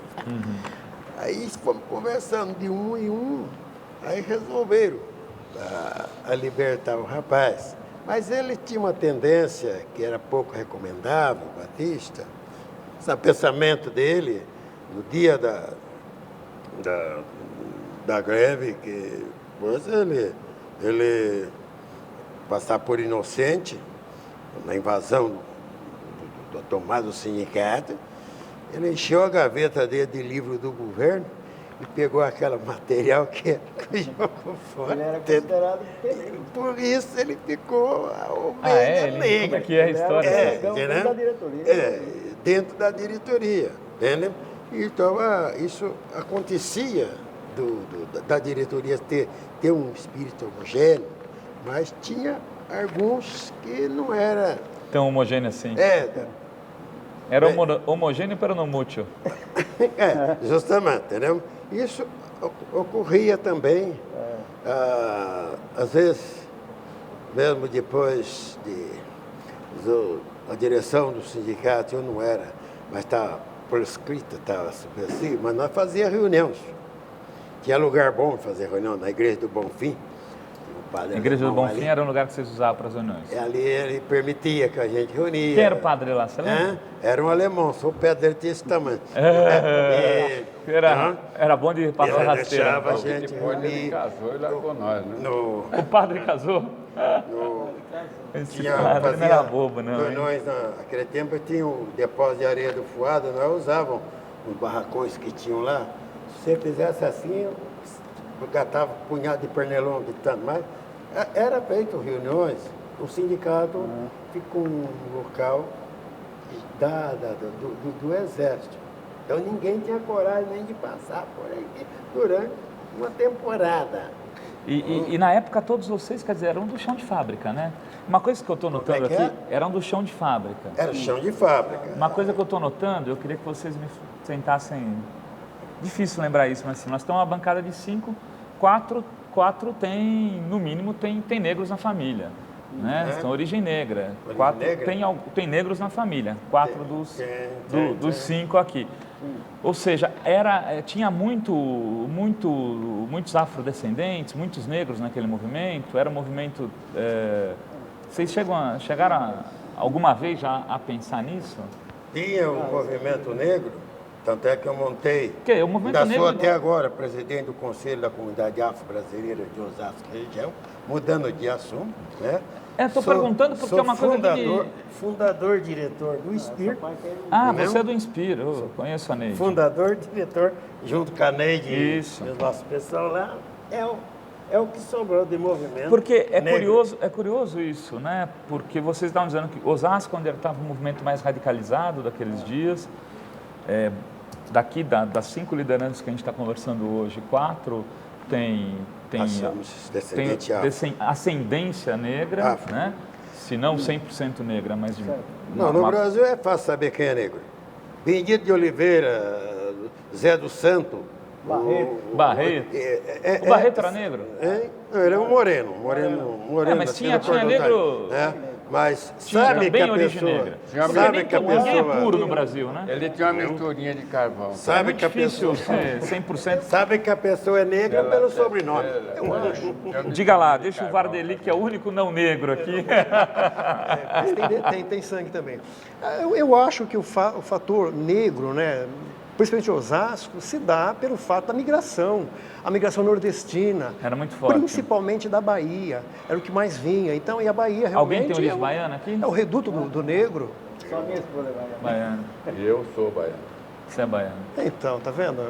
Eu falei sem saber. Então, eu acho que realmente a predominância nas fábricas era negra. Você percebia isso, Vardeli? Não, na época não. Mas predominantemente eram negros nas fábricas. Então. Eu tinha... Não. Na Bromovelli, não? Não entrava. Eu tenho que ser bem especializado ou bem instruído na cultura, mas não entrava. Você entrava lá, não via um da minha cor. Eu falei, achei até estranho quando eu entrei. Mesmo? O que é Bromovelli? Pegaram para bater, pegaram para bater, não é possível. Aí Você for no escritório da Bromovelli, de ponta a ponta, você não encontra Zé da Silva e Benedito de Oliveira. Sim, mas na Que fábrica. esse nome aí, sabe que é tendência de escravo. Porque nós, quando viemos da África, nós tinha nome, tinha nossa cultura. Claro. E não deixaram nós trazer. Quem nos comprava como mercadoria, botava o nome de português, que é Benedito de Oliveira. Nós não somos plantador de azeitona. E Benedito de Oliveira, Zé da Silva, Zé dos Santos. Isso não... Sabe, aonde você der esse sobrenome, sobreentende que é de origem negra, origem escravo. Você foi vendido os seus antepassados. Foi mercadoria descarregada lá no Mercado Modelo em Salvador. É isso aí. E a Promover tinha suas razões de não pegar crioulo, né? Porque o crioulo pegou lá, foi eu, fez a bagunça que fez, né? Eu acabei de inteirar. Gente, bom, aí vamos para a gente fechar aí essa conversa. Vamos falar um pouco sobre a ocupação do sindicato pela polícia. Quem estava aqui no dia de 17 à noite, de madrugada? De madrugada? Eu estava, eu não estava. Eu e o Lacerda estavam. Você estava, Cícero? Houve um fato. Não, só os dois não estavam. Então vamos começar pelo Cícero. Vamos começar pelo Cícero. A reunião, o momento que teve, mas estão dizendo meia-noite. Na hora que a polícia invadiu, tinham 68 pessoas aqui, não é isso? Sim, sim. Você era uma delas? Foi nesse momento que saiu nos cartazes, tudo, eu tenho cartaz aqui, tudo. Esse cartaz é você ali? É da porta do sindicato, eu tenho. É você? Tem da porta, não é eu. Não é você. É um desses. Davi Guga. Tem... de Santa Catarina. Hã? Esse aqui é a portaria aí da sede. E você estava aí? Daquela época aqui, ó. Tá? Esse aqui era a porta da sede, aí, era desse jeito. Uhum. Era dessa maneira aqui. E foi onde... E como é que foi aquela hora Então, que antecedeu a invasão? Então, foi dessa vez que a polícia tirou tudo para fora e foi carregado. Mas Vamos as pra levar pro conversas DOPS. no dia, como é que era, Lacerda? Levar no DOPS. Olha, eles bateram na porta, a porta Então. fechada, bateram gentilmente com a coronha do fuzil. E aí nós estávamos lá dentro, tinha uma antessala, o prédio era diferente. É. Aí eles bateram, Ele sabe aí mais nós que sabe saímos, melhor. aí nós saímos em grupo. Ele explica Eu, o João do Patrocínio, o Taviano, eu tenho um relato, o Zé Trambone, Brucutu, e saímos em grupo. Eles tinham o brucutu deles e vocês tinham o brucutu de Os vocês. oficial. Daí abrimos a porta, era só feixe de foto, parecia que estava caindo o mundo. Né? Aí eles perguntaram quem era o líder. Aqui não tem líder. Fala numa voz só, aqui não tem líder. Mas não tem líder. Mas não tem líder, diretor, não tem mais. Nós somos. Já foi caçado. Aí pega, eles falam, vocês estão convidados a sair. Aí o João Portão, que é o João Nuno Passinho, nós vamos sair? Qual é a garantia que nós não vamos preso? Preso vocês já estão. Tem de capacete. Eu posso garantir que nenhum fio de cabelo de vocês será tocado. Parecia Jesus Cristo. Então, não, de fato, aí, agora você dá licença que nós vamos ter uma conversa aqui dentro. Vamos sair, ninguém vai fugir. Temos 12 mulheres. Estava dormindo lá em cima, no sofá. Vamos lá, acordamos as moças. Nós estamos presos, nós vamos sair daqui direitinho. Essas mulheres estão vivas Hein? ainda? Deve estar, que era tudo moças que trabalhavam na fábrica. O que eu falei para os meninos, nesse tempo, poucas mulheres trabalhavam em fábrica. O fluxo de mulher em fábrica se deu em 78, 10 anos depois. É verdade. Então, era pouquíssimas mulheres nas fábricas, entende? Mas aí, combinamos de sair. Daí, vamos sair, todo mundo. Aí, mandaram nós, gentilmente, cabeça, saía em fila indiana. Ali, aí eu caminhava pela rua, tudo, e formaram aquela multidão de soldados, só de um fedor de uma cheia de fato, porque a farda de soldado para combater greve era nova. Para pegar bandido era velha. Mas para vir para cima de nós era bota nova, calça, camisa, farda, facão e o raio que os partos. Era tudo novinho, até o capacete deles. O jipe, era tudo troço, estava guardado para operário, entendeu? Isso é que a gente fica meio apaixonado pela coisa. Aí saímos em filas, no meio daquela multidão, e aqui ficava numa posição desagradável, escorando o muro, aqui de lado. Segurando o muro para não cair, hoje é né, esse estacionamento Marcelo? sindicato, onde é que a gente era revistado. Alguns eram dispensados, alguns estudantes, e no meio nosso tinha investigador. E o investigador que ele deixou a arma dele não sei aonde, chegou aqui, ele misturou no meio do pessoal, depois viu que não ia dar certo a tendência, não ia valer nada desse investigadorzinho, pôs as balas dentro do vaso da privada e começou a dar descarga. Aí foi reclamar para mim, mas não quer ir embora, é caro, isso é chumbo, como é que foi embora essa coisa? Entendeu? E aí saímos dali, depois de revistados. Mas o investigador, ele estava aqui, infiltrado. Eu não sei, é costume dele em fábrica, ele infiltrar no meio da gente, puxar saco mesmo, entendeu? Tanto é que onde nós trabalhava, tinham dois, e graças a Deus nós arrumamos um jeito de um brigar com o outro e ir embora os dois por justa causa. Depois ele queria vir aqui, porque eu abri esse processo, já nesse tempo eu era chefe do departamento jurídico, sai daqui, pai. Eu e o Humberto Paranho, o Rio Branco Paranho, vai embora daqui que você me dá noite. Mas aconteceu, no dia, nós ficamos ali, e dali é o que eu falei, era entrado nos camburão, que nem mercadoria, bem apertadinho, ia para Marechal Rondon. Com um policial sentado em cima. E lá... Quer dizer, vocês iam deitados e o Sim, policial sentado qualquer em jeito, cima. pelo amor de Deus. Quando descia lá, tinha que dar um jeito para saber se estava inteiro. Bem, resumindo, lá ficamos numa sala, daí falaram que tinha um menor no meio, libertaram, era menor. Aí veio o delegado, disse que tem 2 padres aqui. Quem é padre aí? É o padre, o Pierre, o Laus. Nós somos padres, mas aqui nós somos trabalhadores. Não, mas vocês são padres. O senhor está convidado a sentar aqui na minha sala? Não. Se eu for para lá preso, com ordem sua, eu vou.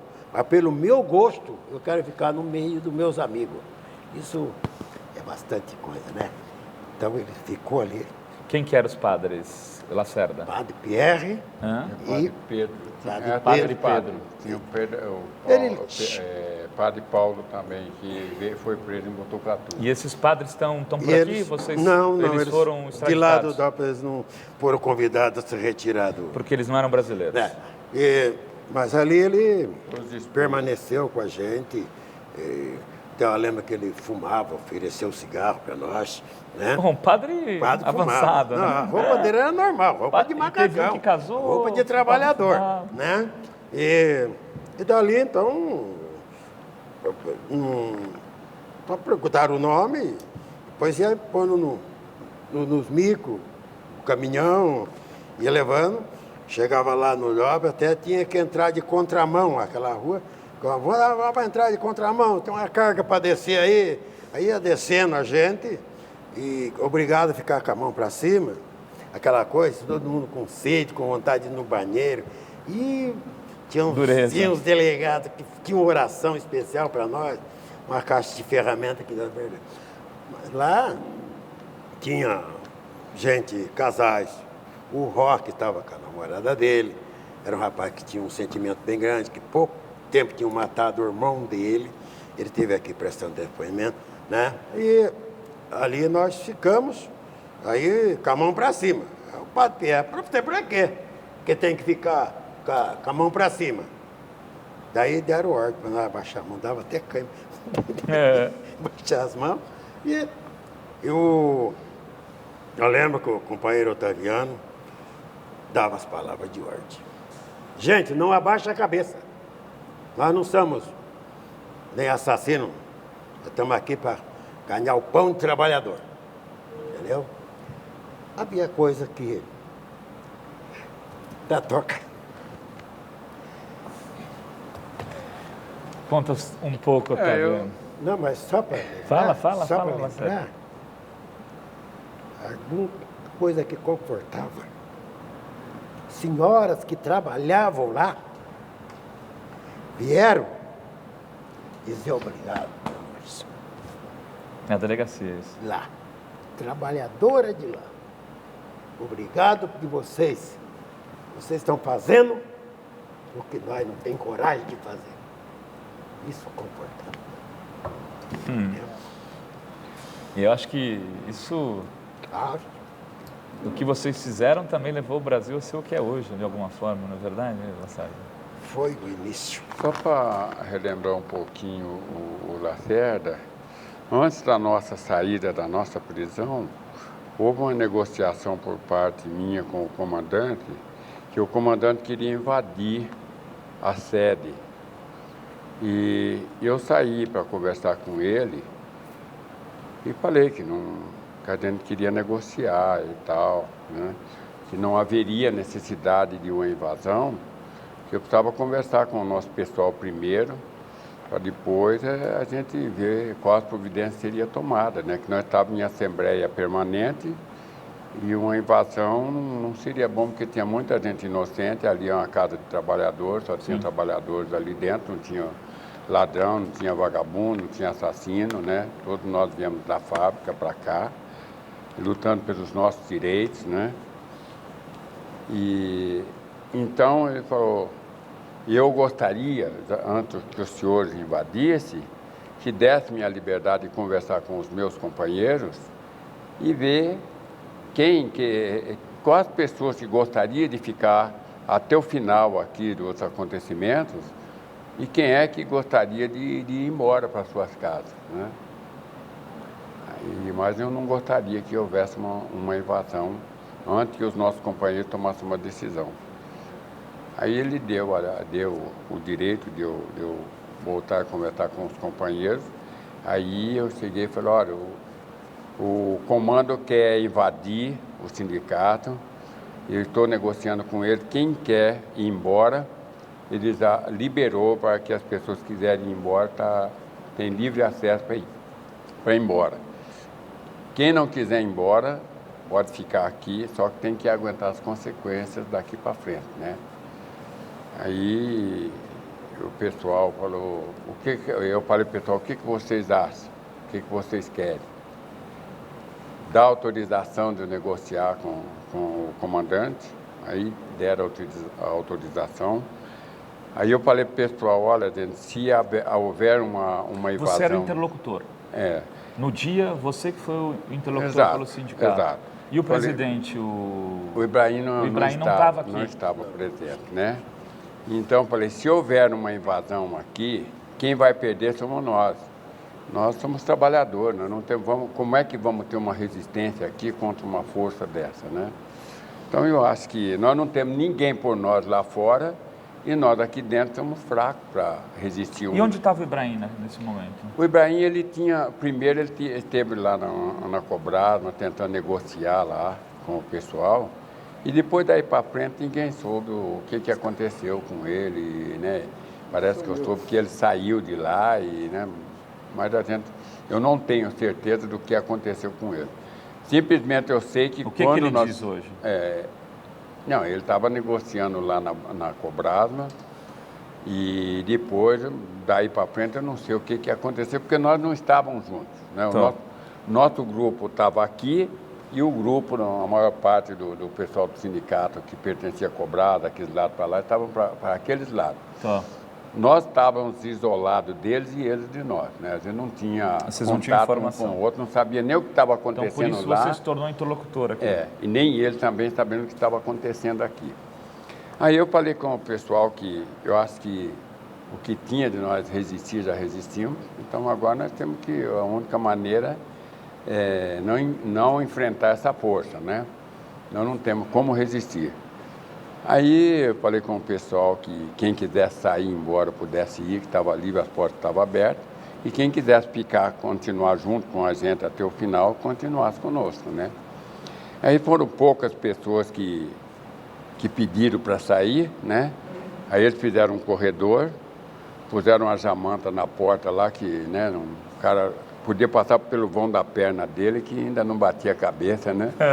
E aí começou a sair o nosso pessoal, pouca gente saíram, né? A maioria resistiu, ficou. E aí eu falei, agora daqui para frente nós estamos na mão dos homens, né? Então, não houve a invasão por isso, porque nós não resistimos. Aí, fomos saindo, quem ficou, fomos saindo e cada um que ia saindo ia entrando no Camburão, né? Já saía aquele corredor ali, já saía, já subia e... Alguém de vocês acabou apanhando no DOPS ou na Rondon? Olha, apanhar, eu não sei dos outros, né? O cara andou dando algumas bordoadazinhas na gente, Sim, mas foi coisa assim... foi. Não. Foram mais para espantar, amedrontar a gente, né? Mas o resto foi mais da prisão, né? Aconteceu lá dentro que roubaram a gente. Deixaram nós sem comer, entende? O tempo todo. E nós não sabia quem que ia ficar preso, além do tempo. Aí quando liberaram a lanchonete para nós comprar sanduíche de mortandela, nós estávamos com a fome mais ou menos, o sanduíche era 50 centavos. Para nós cobraram R$1,50, entendeu? Então a coisa aconteceu isso, né? E a forma de agressão física, às vezes não nos fere. O que fere é a paixão. A paixão, e você está fazendo uma coisa certa daquilo que você está fazendo. Aqueles homens que nos estavam pondo abaixo não sei do que, depende de nós, a roupa, o pão do filho, a roupa da mulher, a vida dele depende de nós, entende? Tanto é que hoje eles estão aquartelados, no tempo se eles estivessem ao nosso lado, hoje não teria tanto bandido para aquartelar aquela polícia. Entende? Então, eles são culpados. Quando o trabalhador queria conquistar escola, vida para o filho dele, não. Ele se vendeu a topo de um pedaço de pão momentâneo, só que hoje estão pagando o preço. A polícia, hoje, morrendo de medo do bandido. É na Rocinha, é no Roção, é não sei aonde, eles vivem morrendo de medo de bandidinho. Um trabalhador, eles vão para cima numa greve, vai pegar um bandidinho na favela, eles, ó, pelo amor de Deus, entende como é que é? É o que a gente vê. Eu falo para você, dor de paixão, porque muito tempo depois, fora de greve, a polícia continuou me perseguindo, até me quebrou a perna. E me deixou com as avenidas aí, mas o que doeu, os 30 dias que a minha mulher dava banho, não era o ferimento, é uma coisa chamada dor de paixão. É diferente, ela nos sufoca, ela nos embarga a voz e arranca a lágrima dos nossos olhos. Chama dor de uma paixão, de uma luta que você tem certeza que você está fazendo em prol de um povo. Eu não sou nada do que eu fiz, mas muitos companheiros deram a própria vida deles por isso. Como foi aquele primeiro estudante que morreu no Rio, cujo nome é Couto, foi um dos primeiros. Naquele tempo o exército tinha uns atiradores de elite que ficavam em cima, no Rio de Janeiro. Foi a primeira vítima desse safadeza aí. E tinha uns atiradores de elite do quartel que ficavam em cima das faculdades para acertar a cabeça daqueles que eram procurados. Como aqui nessa faculdade aqui na USP. Na USP, na Fredman também lá, que tem o restaurante, tem o sujinho dos pobres e o dos ricos, né? Meu filho fez curso lá e eu sei disso, né? E tem os atiradores de elite para matar aqueles que eles entendiam. Então, isto, eles deram a vida. Começaram, muitas vezes nem sabem por quê, né? Mas começaram, como tem aqui, logo aqui perto, de Pinheiro, tem a rua daqueles 4 estudantes que... né?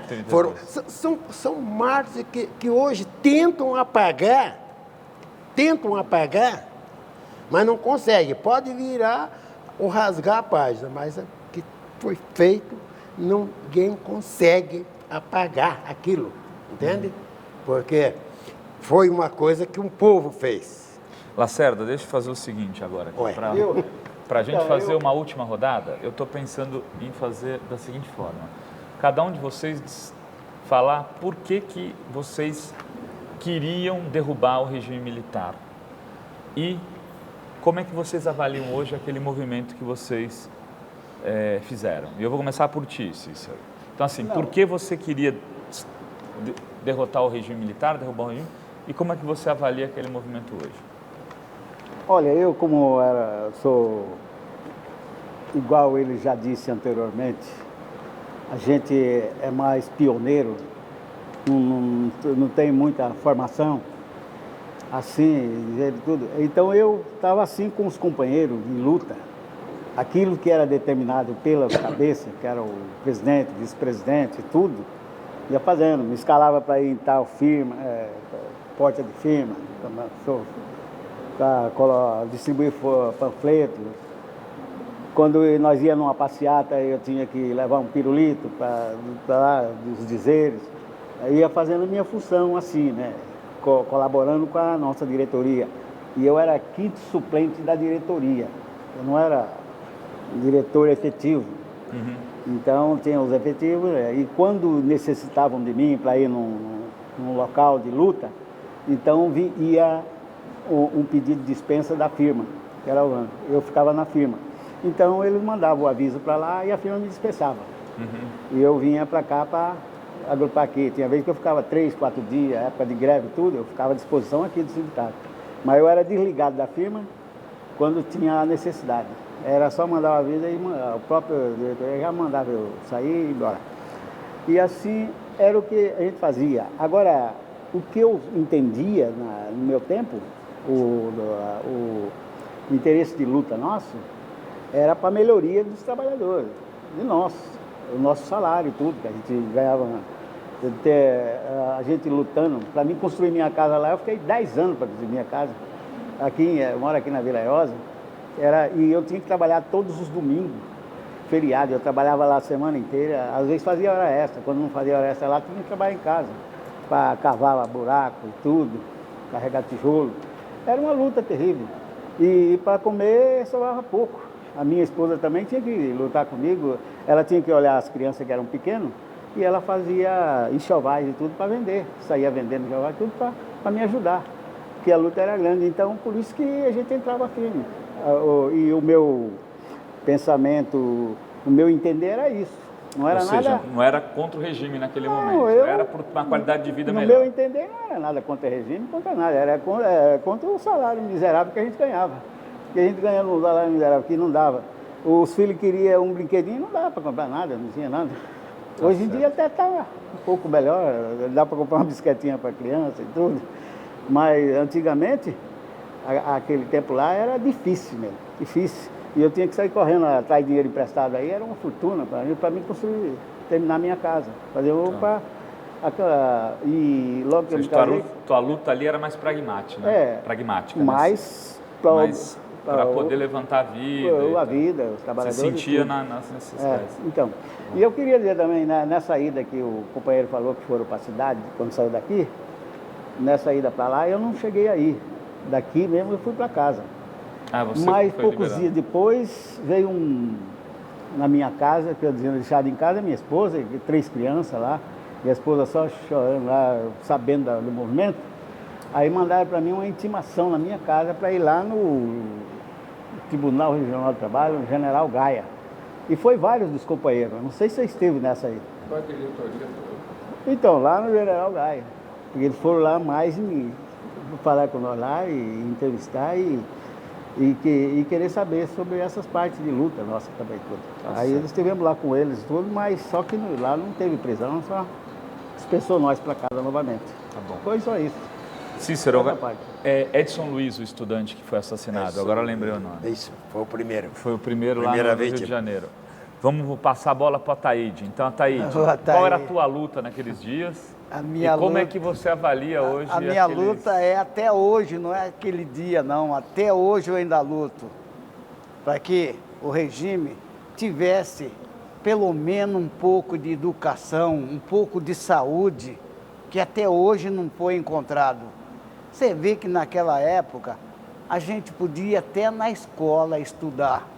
Hoje já não pode, as professoras têm medo de lecionar dos alunos. Você vê que eu sou tão contra esse regime até hoje, que você vê na televisão, você não vê um debate de 2, 3 horas para defender a educação, para defender a saúde. Você não vê um debate na televisão, mas para falar quem matou a Isabela, está com 27.000 horas de debate, com uma coisinha significante, enquanto lá no Rio de Janeiro está morrendo 50 pessoas por dia, doença da dengue. Onde é que está a saúde, onde é que está a educação? Um país desenvolvido que nem o nosso. Então a minha revolta, a minha luta, até hoje, não é aquela luta que eu queria que mudasse o regime. Lógico que todo brasileiro quer ganhar um pedacinho de pão a mais na mesa, que foi a nossa luta, nosso momento. Mas como deu aquele movimento, naquela época, lá em Brasília, um quartel, um general, deu uma rasteira, mais ou menos, desvaziou o movimento todinho. O Lacerda, nós temos muitos amigos caçados, sargento, tenente, tudo na rua, hoje. Não conseguimos, mas eu tenho esperança que esse regime um dia ainda possa mudar, possa olhar. Você vai na cadeia hoje, perdão da palavra, está cheio de pobre, preto e puta, perdão da palavra. Porque não tem a educação, não tem a formação. É o que falta aqui. O começo da educação. Enquanto não tiver isso, o país não vai ter um regime bom.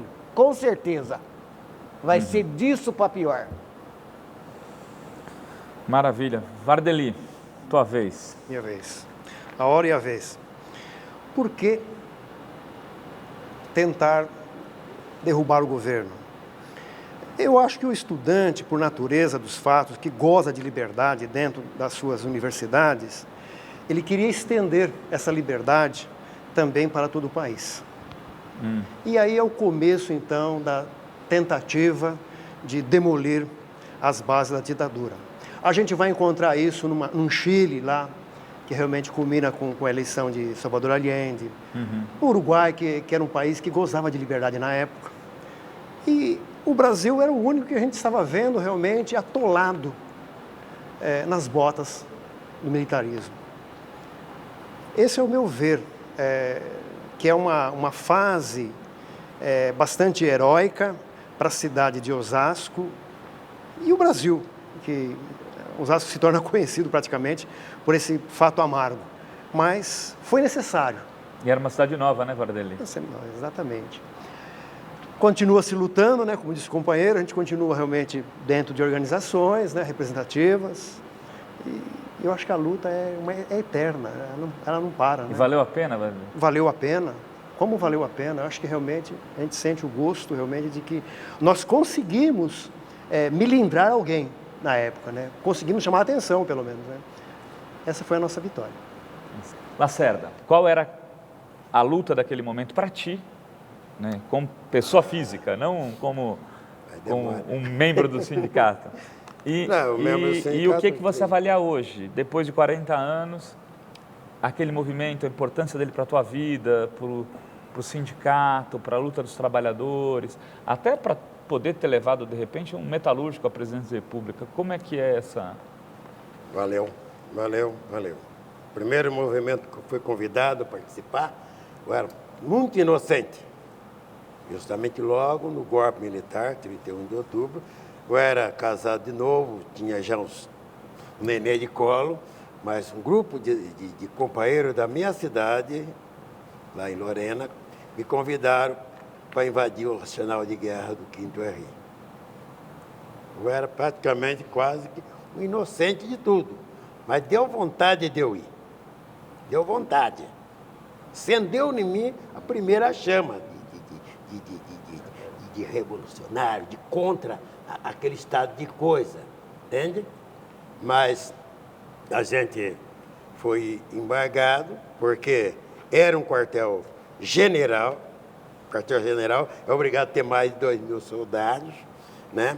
E a gente ficou com aquele nó na garganta. Isso foi em 64. Em 65 eu vim para São Paulo, continuei. Antes eu tinha tido aqui, minha luta começou, sou sócio sindicato desde 61 em São Paulo. Osasco não existia. Depois fui para o interior, me casei, fiquei 3 anos, voltei em 65 para Osasco. E aqui, vagarosamente, foi se mordando para uma coisa mais sólida, mais consistente, né? Em prol de um povo. E apareceu esse caminho de sindicalismo. Entrei nisso devagarzinho, mas foi mais empurrado, né? E logo que entrei na Bruma Velha, dia 13 de agosto de 65, os companheiros que começaram a me encontrar eram tendências chinesas, né? Então o pessoal não entra na linha chinesa não, porque é muito rico. A gente ia nas reuniões, eram servidos os melhores whisky, se sentava no sofá, era macio, gostoso. Para as outras tendências, era reunir lá na Pedreira de Santa Amaro, sentado no meio do Pernilongo, mas era mais brasileiro, entendeu? Voltava tarde, né? Voltava tarde, à noite. dessa andança, dessas reuniões com tendências mais canóis, entendeu? Revolucionárias, E foi batizando. Aí apareceu Che Guevara, Marighella, Lamarca, né? Aí vem mais para frente, e através do Neto, que era da Unaflex, aí até me apelidaram de Laranjeira, para não esconder o nome, eu tinha o nome. Além de o Lacerda ser apelido, ela tinha um outro esconderijo. Hoje estou no 3º ou 4º apelido e me chama de vô. Mas antes era Neto, agora você é vô. Mas Neto era aqui no sindicato a gente passamos por diversos momentos. Valeu a pena. Valeu a pena. Hoje tenho as minhas medalhas. Quando eu morrer, pode tirar, tem umas placas de platina aqui, uns parafusos. Pode. Isso aí dá para fazer muita medalha, né? Dá para fazer, entendeu? E a gente tinha bastante, uma biblioteca em casa de livros, Karl Marx, outros revolucionários. Mas quando eu voltei lá do DOPS, eu cheguei em casa, por amor aos meus filhos, demorou para me queimar aquela quantidade de livro e mexendo com um pauzinho dentro de um tambor, né, para não ficar nada, né, porque nós já era, toda a correspondência que vinha para mim, antes de chegar na minha mão, era aberta. Além disso, a gente participava de algum movimento em Osasco, mesmo político. Tinha um dos quais nós queríamos que fosse prefeito de Osasco, chamado Preto Pescocim, grande companheiro, né? Que era preparado para ser o prefeito de Osasco. Então tinha as reuniões nas favelas, em casas, e não tinha local de reuniões. Mas e a gente tinha aquela paixão por aquele movimento. Pedro Pescocim não chegou a ser o prefeito de Osasco, porque ele não foi convidado para sair de Osasco. Meia-noite chegaram o exército na casa dele, lá de cima jogaram a mudança dentro do jipe, e jogaram a esposa e os filhos dele e tiraram fora de Osasco. Entende? Isso acontecia, foi um dos fatos que acontecia que deixava você mais revoltado com o sistema. Mais revoltado com essa coisa. Tinha no Isso meio foi da em que ano? turma. Isso foi em que ano? Olha, Mais de 70 já isso. já foi bem depois, É. Porque nesse tempo o Zé Ibrahim participava com a gente, mas já era procurado. Então eu ficava em cima do viaduto do Pacaembu ali, lendo um jornal, e o Zé Ibrahim vinha. De longe eu via ele e eu seguia na frente até um determinado bar, onde é que nós realizávamos nossas reuniões. Sempre mudando de bar, claro, para não ficar manjado. Né? São os movimentos que a gente teve. A pessoa perguntar o que eu fazia, né? Mas não podia entregar de corpo e alma no movimento, porque os grandes homens não casaram e não tiveram filho. Eu cometi, não sei se é erro ou é certo, tenho uma esposa, me casei em 62 e tenho, até dia 22 de fevereiro eu tinha 3. Deus levou uma filha minha, de 2. Ainda tem 2 e 3 netos, que os grandes homens, começar por Jesus Cristo e outros, não casaram. Entende? Os grandes homens não teve essa bagagem para carregar esposa e filhos. Né? Lamarca tinha. Quando antes dele entrar na luta, a primeira coisa que foi pegar a esposa, o filho dele, mandou para Cuba. A Marighella também teve, né? Então, quem casou, teve essa paixão, não vai. O Zé Ibrahim é uma pessoa, ele é um garotinho, até tem uma foto dele aqui, garotinho, mas ele hoje, parece que não sei quantas esposas, ele vai trocando por aí afora, né? E o outro, deixa para... Né? Mas a gente tem hoje, passado o tempo, me dedico aí uma luta mais sossegada, estou aí com os idosos, fazendo... Vamos passar a palavra agora aqui para o Okay. meu amigo Tigrão, Otaviano Pereira dos Santos, para a gente poder terminar aqui Teve algumas coisinhas aí que passaram despercebidas. Por exemplo, no DOPS, a gente foi retirado da cela para prestar depoimento, né? E então o delegado perguntou para mim, se eu te soltar agora, o que você vai fazer? Eu falei, olha, eu vou para Osasco, vou para o sindicato, se terminou a greve, amanhã eu vou trabalhar. Se não terminou a greve, amanhã eu vou fazer piquete, né? Aí ele falou para mim, você é mesmo filha da puta, né?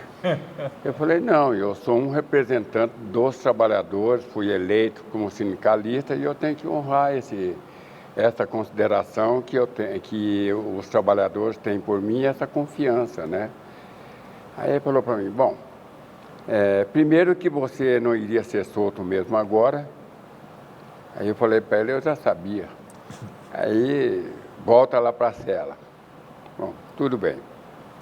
Aí isso aí passou, a gente voltou. A gente fez 2 semanas lá, encarcerado.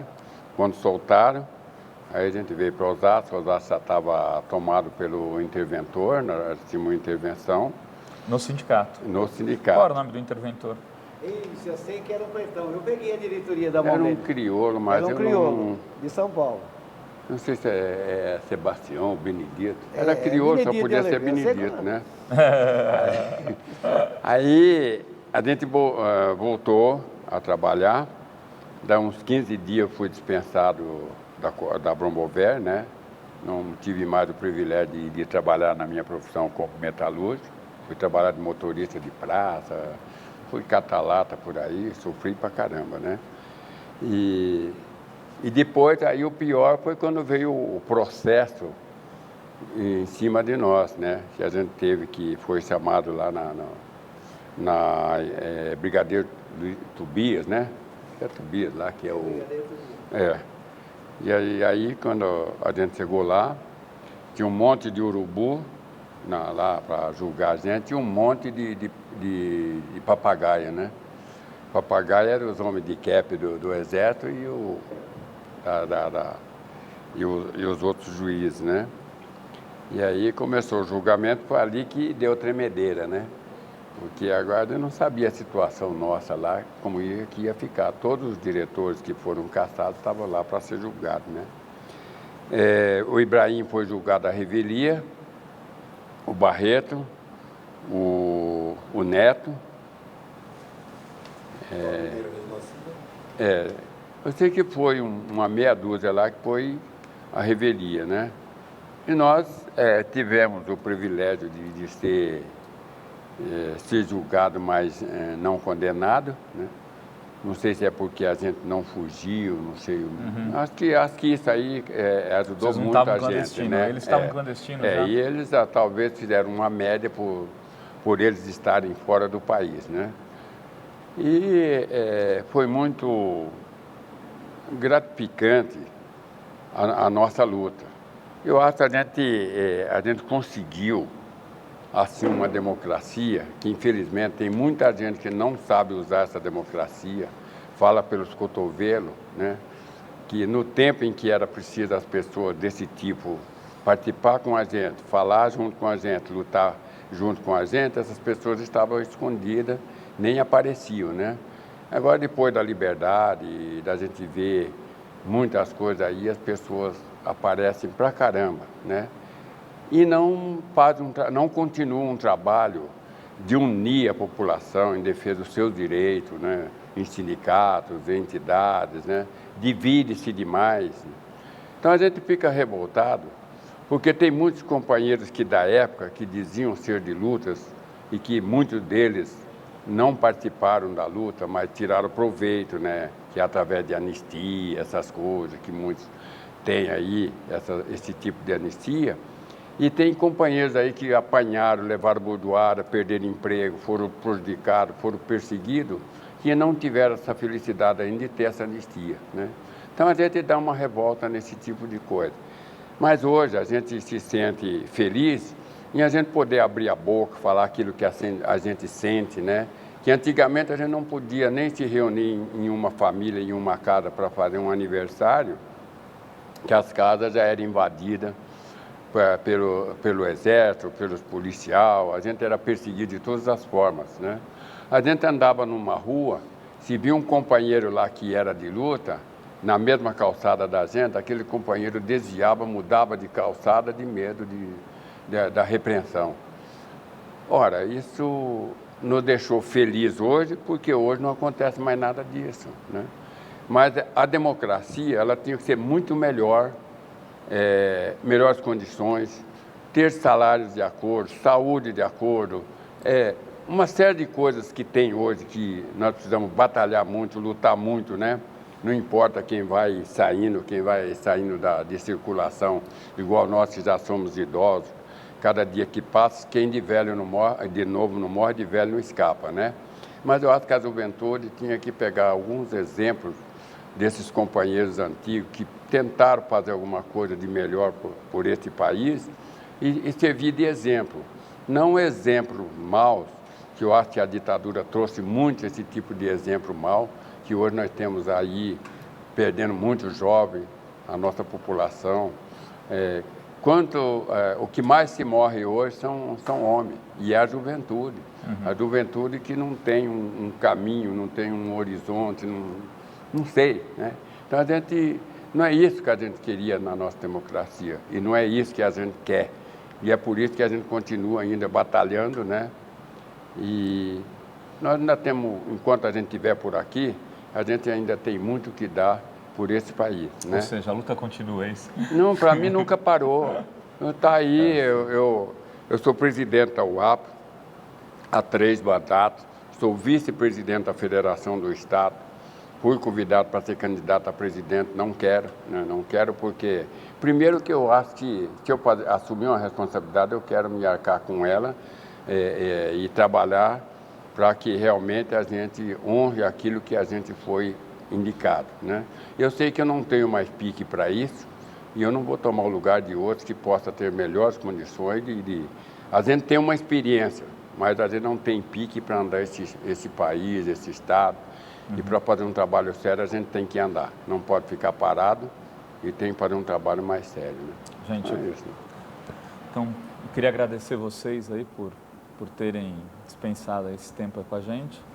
Quer dizer que a conversa foi muito boa, acho que a gente podia ficar aqui mais algumas horas, mas tudo tem que ter fim, greve, programa, documentário. Então a gente encerra aqui a conversa, tá bom, gente? Muito obrigado mesmo.